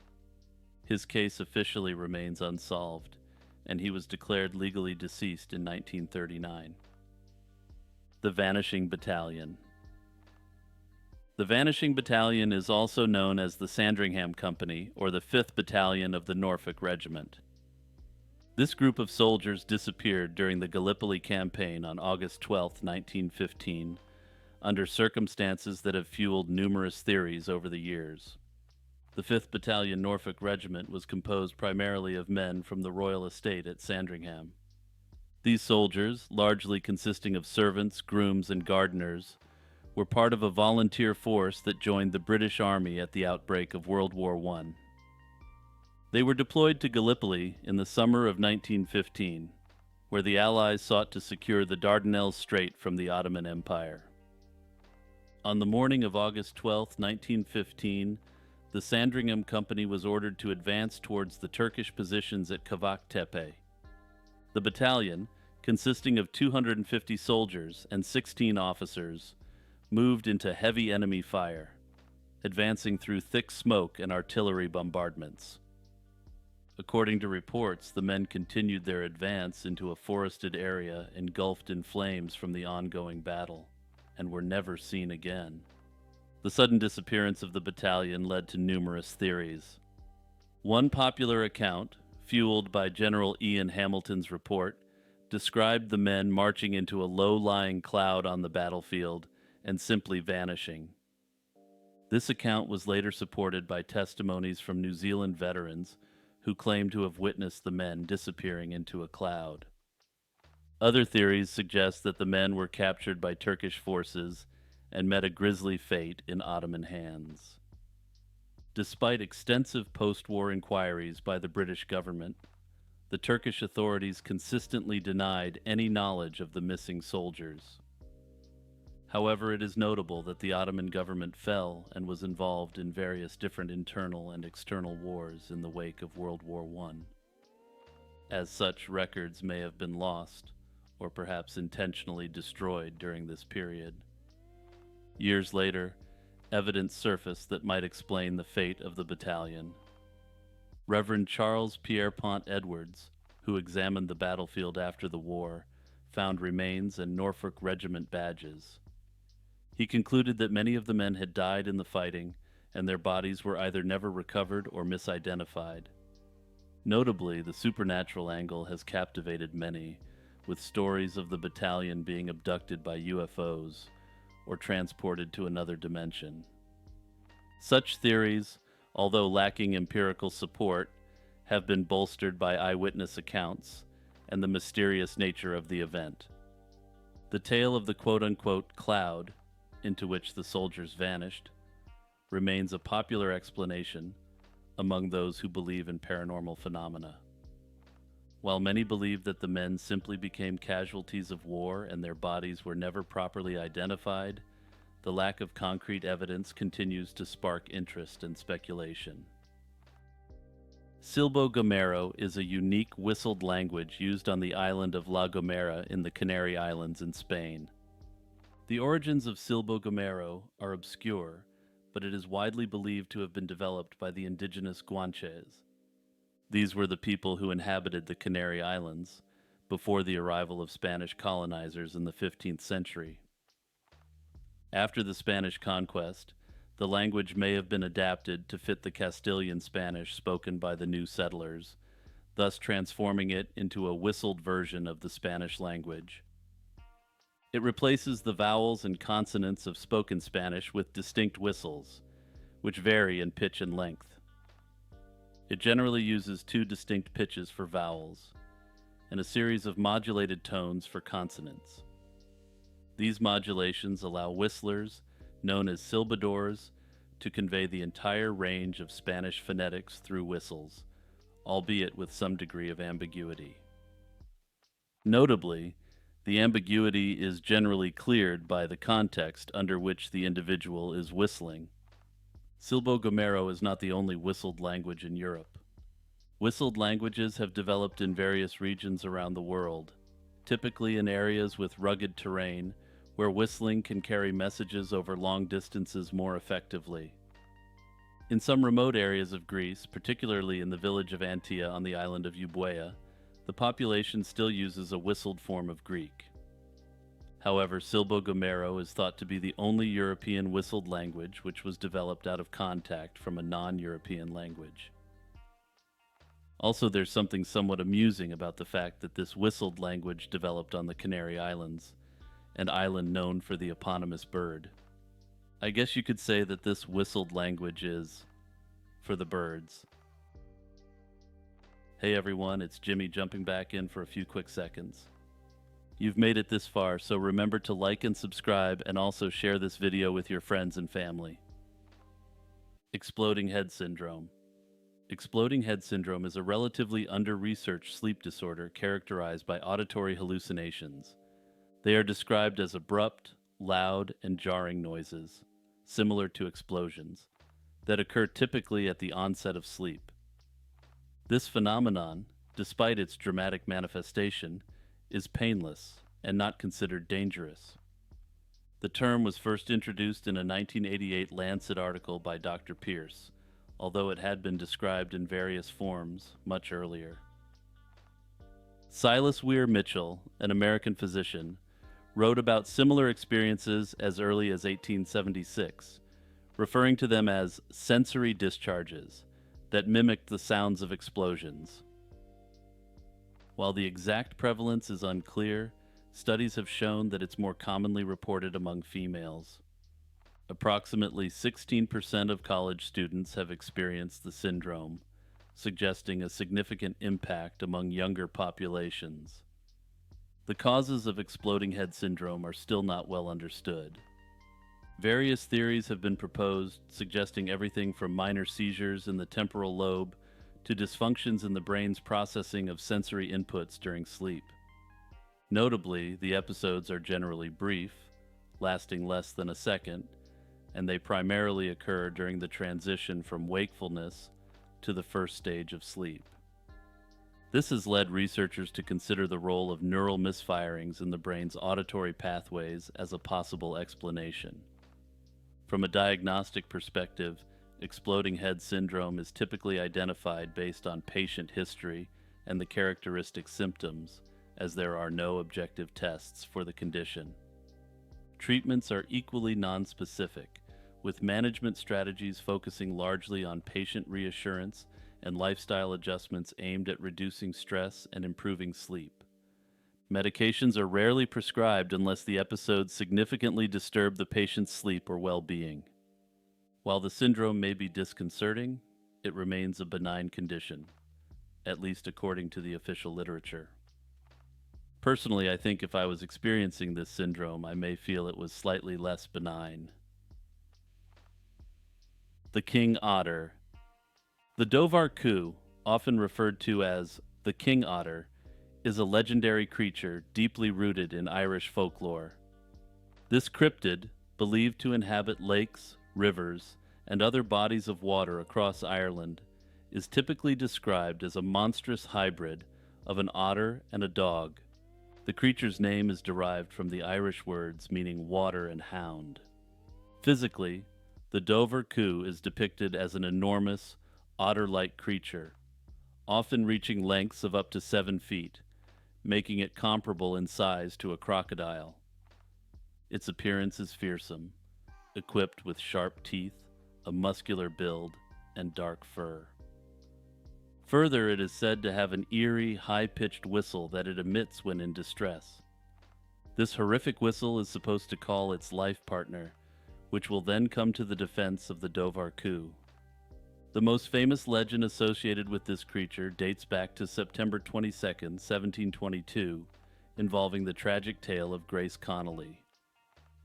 According to local lore in County Leitrim, Grace was attacked and killed by a king otter while she was washing clothes at Glenade Lough. When her husband Terence found her lifeless body, he discovered the creature resting beside her. In a fit of rage, Terence stabbed or beat the beast, depending on the version of the story. However, the dying creature let out a terrifying screech, summoning its mate from the depths of the lake. A second ferocious battle ensued, in which Terence managed to slay the second creature as well. This tale is immortalized on Grace's headstone. The existence of this gravestone has fueled speculation and added a layer of historical authenticity to the legend. Over the years, sightings have been sporadic, yet persistent, often concentrated around isolated lakes and rivers in the west of Ireland. This creature has been compared to other water-based cryptids, such as the Loch Ness Monster, and has inspired numerous theories about the creature's origin. Cryptozoologists and enthusiasts have proposed various explanations for the Dovar-Ku. These range from a species of giant otter, to a descendant of the prehistoric giant beaver, to giant catfish. Thank you to frequent contributor Lauren Redmond for this excellent suggestion, as well as help with pronunciation. Remember to leave your suggestions in the comments, or to join up in the Discord. The double sunset. The double sunset phenomenon is a captivating astrogeographical event that occurs in specific parts of the world where the sun appears to set twice in the same evening. This occurrence is made possible due to the alignment of geographical features with the sun's setting position. The phenomenon was first documented by Dr. Robert Plot in 1686 in his book, The Natural History of Staffordshire. Although it has been observed since prehistoric times, the viewing conditions and locations have evolved due to factors such as the Earth's axial precession. This phenomenon has also been documented in other parts of the world, including in Arasso, Italy, and in Tenerife, Spain. In Arasso, the sun can be seen setting twice during winter due to the obstruction created by Mount Riga.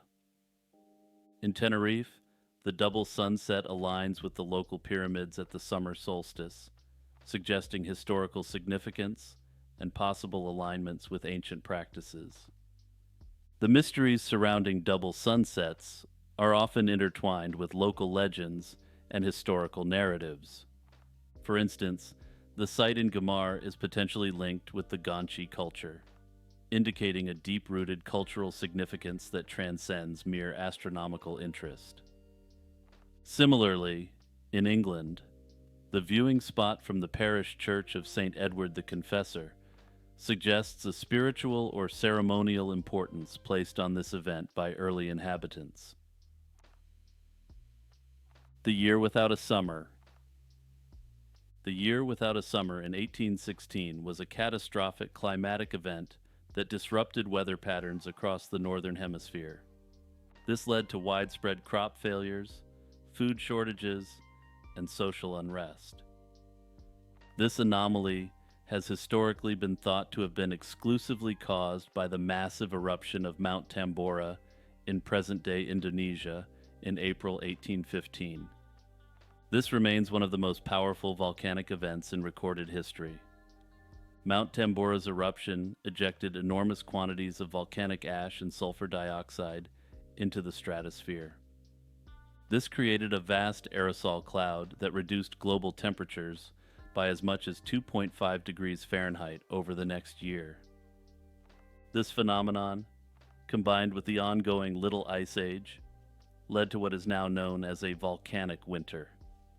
This is a significant reduction in sunlight reaching the Earth's surface, which drastically altered weather patterns. The consequences of this cooling effect were devastating. In Europe, 1816 was marked by incessant rain, floods, and unseasonably cold temperatures, leading to failed harvests and food shortages. The continent, still recovering from the Napoleonic Wars, faced one of the worst famines of the 19th century. The severe weather resulted in widespread crop failures in Britain and Ireland, where oats, wheat, and potatoes, famously particularly a staple of the Irish diet, were affected. Food prices skyrocketed, leading to food riots across the continent. In Switzerland, the summer was so cold that a glacier formed in the Rhone Valley, creating an ice dam that eventually burst, flooding the area and killing 40 people. In North America, the effects were similarly severe, particularly in the northeastern United States and eastern Canada. Frosts were reported in every month of the year in New England, and snow fell in June, July, and August in some areas.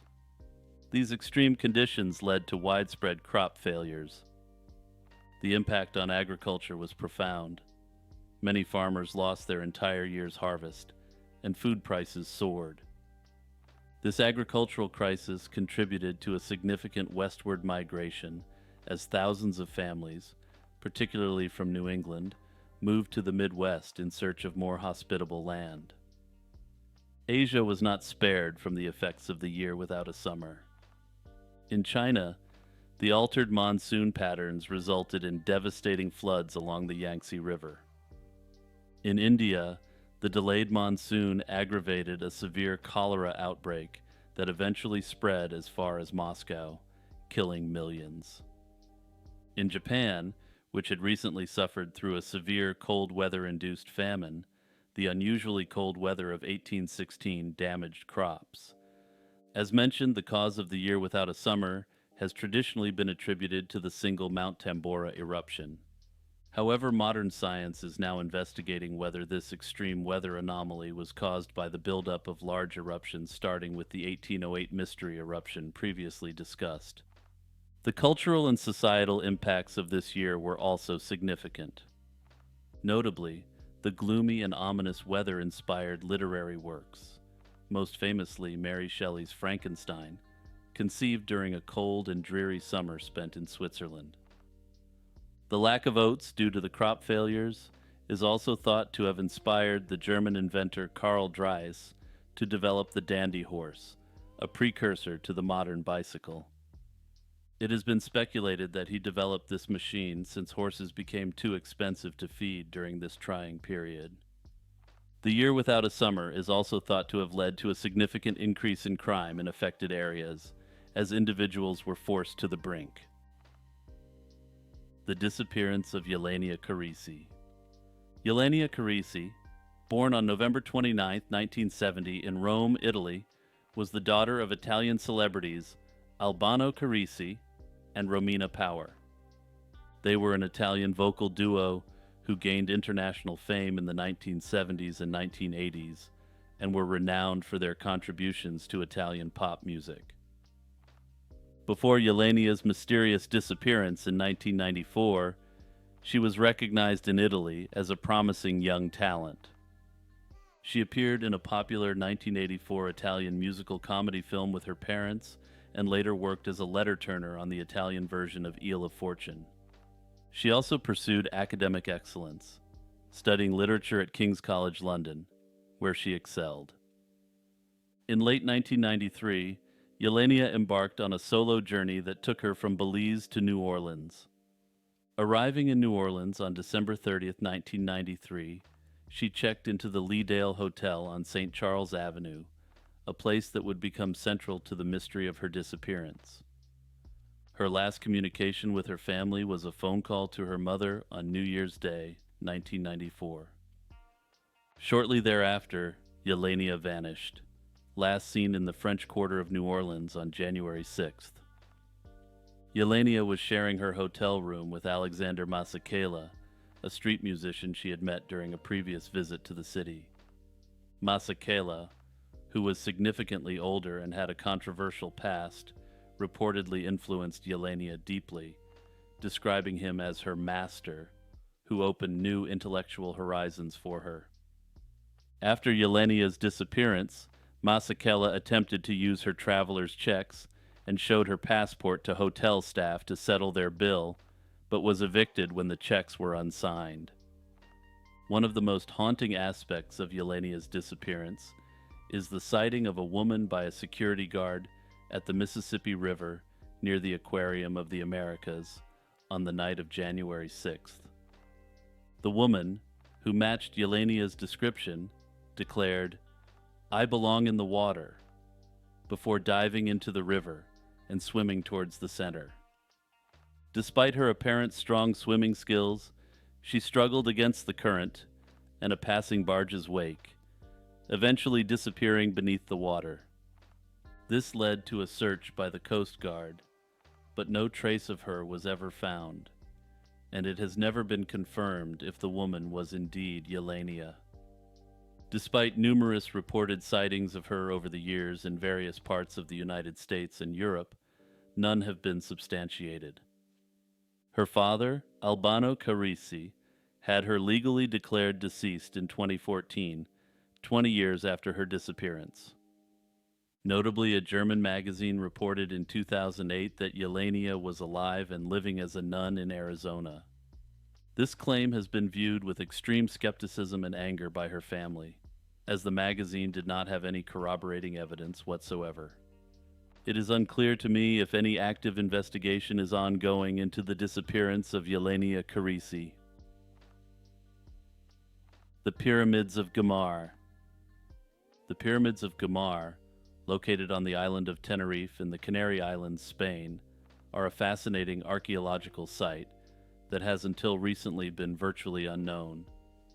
These pyramids, consisting of 6 rectangular terrace structures, are made of volcanic stone and arranged in a specific pattern that has fueled various theories regarding their purpose and construction. The Pyramids of Güímar came to the attention of the world in the early 1990s, when they were popularized by Norwegian explorer and writer Thor Heyerdahl. Prior to Heyerdahl's involvement, the structures were considered by many locals to be little more than agricultural terraces, or mere piles of stones. However, Heyerdahl, known for his interest in ancient civilizations and his theories about transoceanic contact between cultures, saw potential significance in the pyramids. He suggested that these structures could be evidence of ancient connections between the Old and New Worlds, potentially linked to the pre-Columbian civilizations of the Americas. The pyramids are made of lava stone and are constructed without the use of mortar. Each of the 6 pyramids is terraced, with the largest one standing almost 40 feet high. The design of the pyramids includes steps on the western side, leading to the flat top. This architectural style is reminiscent of pyramids found in Mesoamerica, which further fueled Heyerdahl's hypothesis of a connection between the Canarian and ancient American cultures. One of the most intriguing aspects of the pyramids is their alignment. Researchers have found that they are oriented towards the direction of the summer solstice, which suggests that the builders had a sophisticated understanding of astronomy. On June 21st, the longest day of the year, the sun sets in alignment with the western side of the pyramids, casting shadows that align with the structure's terraces. This precise alignment indicates that the pyramids were likely built with intentionality and knowledge, which challenges earlier assumptions that they were merely agricultural formations. There are 2 main competing theories on these pyramids, one of which is clearly much more fascinating than the other. Thor Heyerdahl proposed that the pyramids were part of a broader network of ancient maritime cultures, possibly serving as a stopover point for early transatlantic travelers from the Americas. He argued that the similarities between these pyramids and those in Mexico and Peru could not be coincidental, and might suggest a shared cultural or technological origin. However, this theory has faced significant criticism from the academic community. Most archaeologists and historians argue that there is insufficient evidence to support Heyerdahl's claims of transatlantic contact. Instead, they propose that the pyramids were likely built in the 19th century by local farmers who piled stones cleared from their fields, a common agricultural practice in the region. This interpretation is supported by historical records and the absence of any artifacts at the site that could definitively link the pyramids to ancient civilizations. Notably, some theorists believe that the 19th century farming practices explanation is meant to cover up the true nature of the pyramid and preserve current historical understandings. Akamanto, also known as the Red Cloak, is one of Japan's most enduring urban legends, often centered around the eerie confines of school bathrooms. The legend of Akamanto likely originated in the mid-20th century, coinciding with the post-war boom in Japan. This was a period when school ghost stories began proliferating, possibly as a reflection of the country's psychological landscape during its rapid modernization. Akamanto is described as a malevolent spirit, typically appearing in the last stall of a public or school restroom. The figure is usually depicted wearing a red cloak and a mask that conceals his face, adding to his mysterious and ominous presence. The mask is particularly significant because it obscures Akamanto's face, which is often described as hauntingly beautiful. This detail suggests a tragic backstory, where the figure might have been a victim of unrequited love or extreme vanity, leading to his demise and transformation into a vengeful spirit. Some variations of the story even propose that Akamanto was a handsome man during his life, who attracted too much unwanted attention and eventually succumbed to the pressures of his admirers. The most chilling aspect of the Akamanto legend is the deadly choice it forces upon its victims. When a person is alone in the bathroom, they are approached by a voice asking, "Do you want red paper or blue paper?" The choices offered by Akamanto result in extreme misfortune regardless of the selection. Choosing red paper results in a violent death, often described as being slashed until one expires. Opting for blue paper leads to suffocation or strangulation, turning the victim's face blue. Attempting to outsmart the spirit by choosing a different color or refusing to answer often leads to even more gruesome fates, such as being dragged to the underworld. However, directly telling the spirit that you do not want either paper and telling it to go away is said to work, and the creature will unhappily retreat. Akamanto is part of a broader tradition of Japanese ghosts, a type of yokai known as yurei. These spirits are often connected to specific locations and manifest as a response to human emotions like fear, shame, or guilt.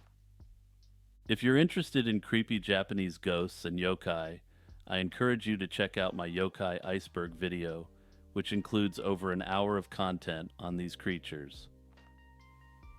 On March 9, 1997, Christopher Wallace, better known as the notorious B.I.G. or Biggie Smalls, was shot in Los Angeles.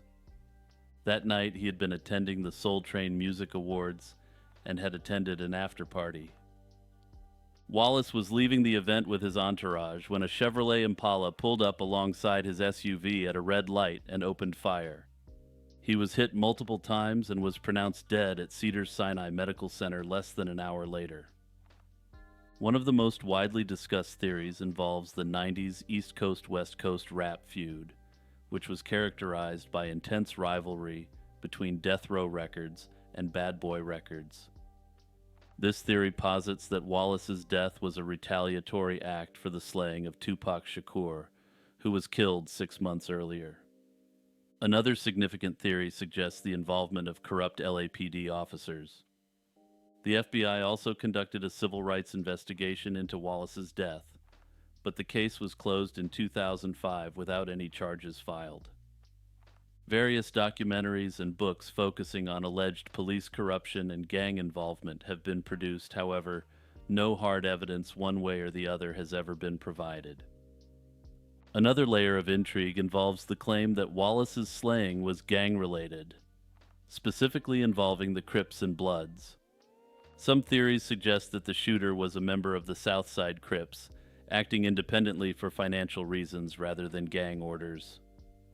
In addition to these theories, some speculate about internal betrayal within Wallace's own circle. For instance, a former bodyguard suggested that someone close to Wallace marked his car for the assailant. This claim, like many others, remains unproven but continues to circulate among fans and conspiracy theorists. Another conspiracy theory that was once popular is that the slayings of both Biggie and Tupac were orchestrated as a conspiracy between record companies. Under this theory, the two artists were worth more dead than alive and would be worth substantially more if there was rumors that they had been killed as a result of the East Coast-West Coast feud. Despite extensive investigations and numerous suspects, the case remains unsolved. If you like this video, please do me a huge favor and click the share button and send it to anyone who you think may enjoy it. Remember to like and subscribe and check out the Patreon or YouTube membership to support the channel further.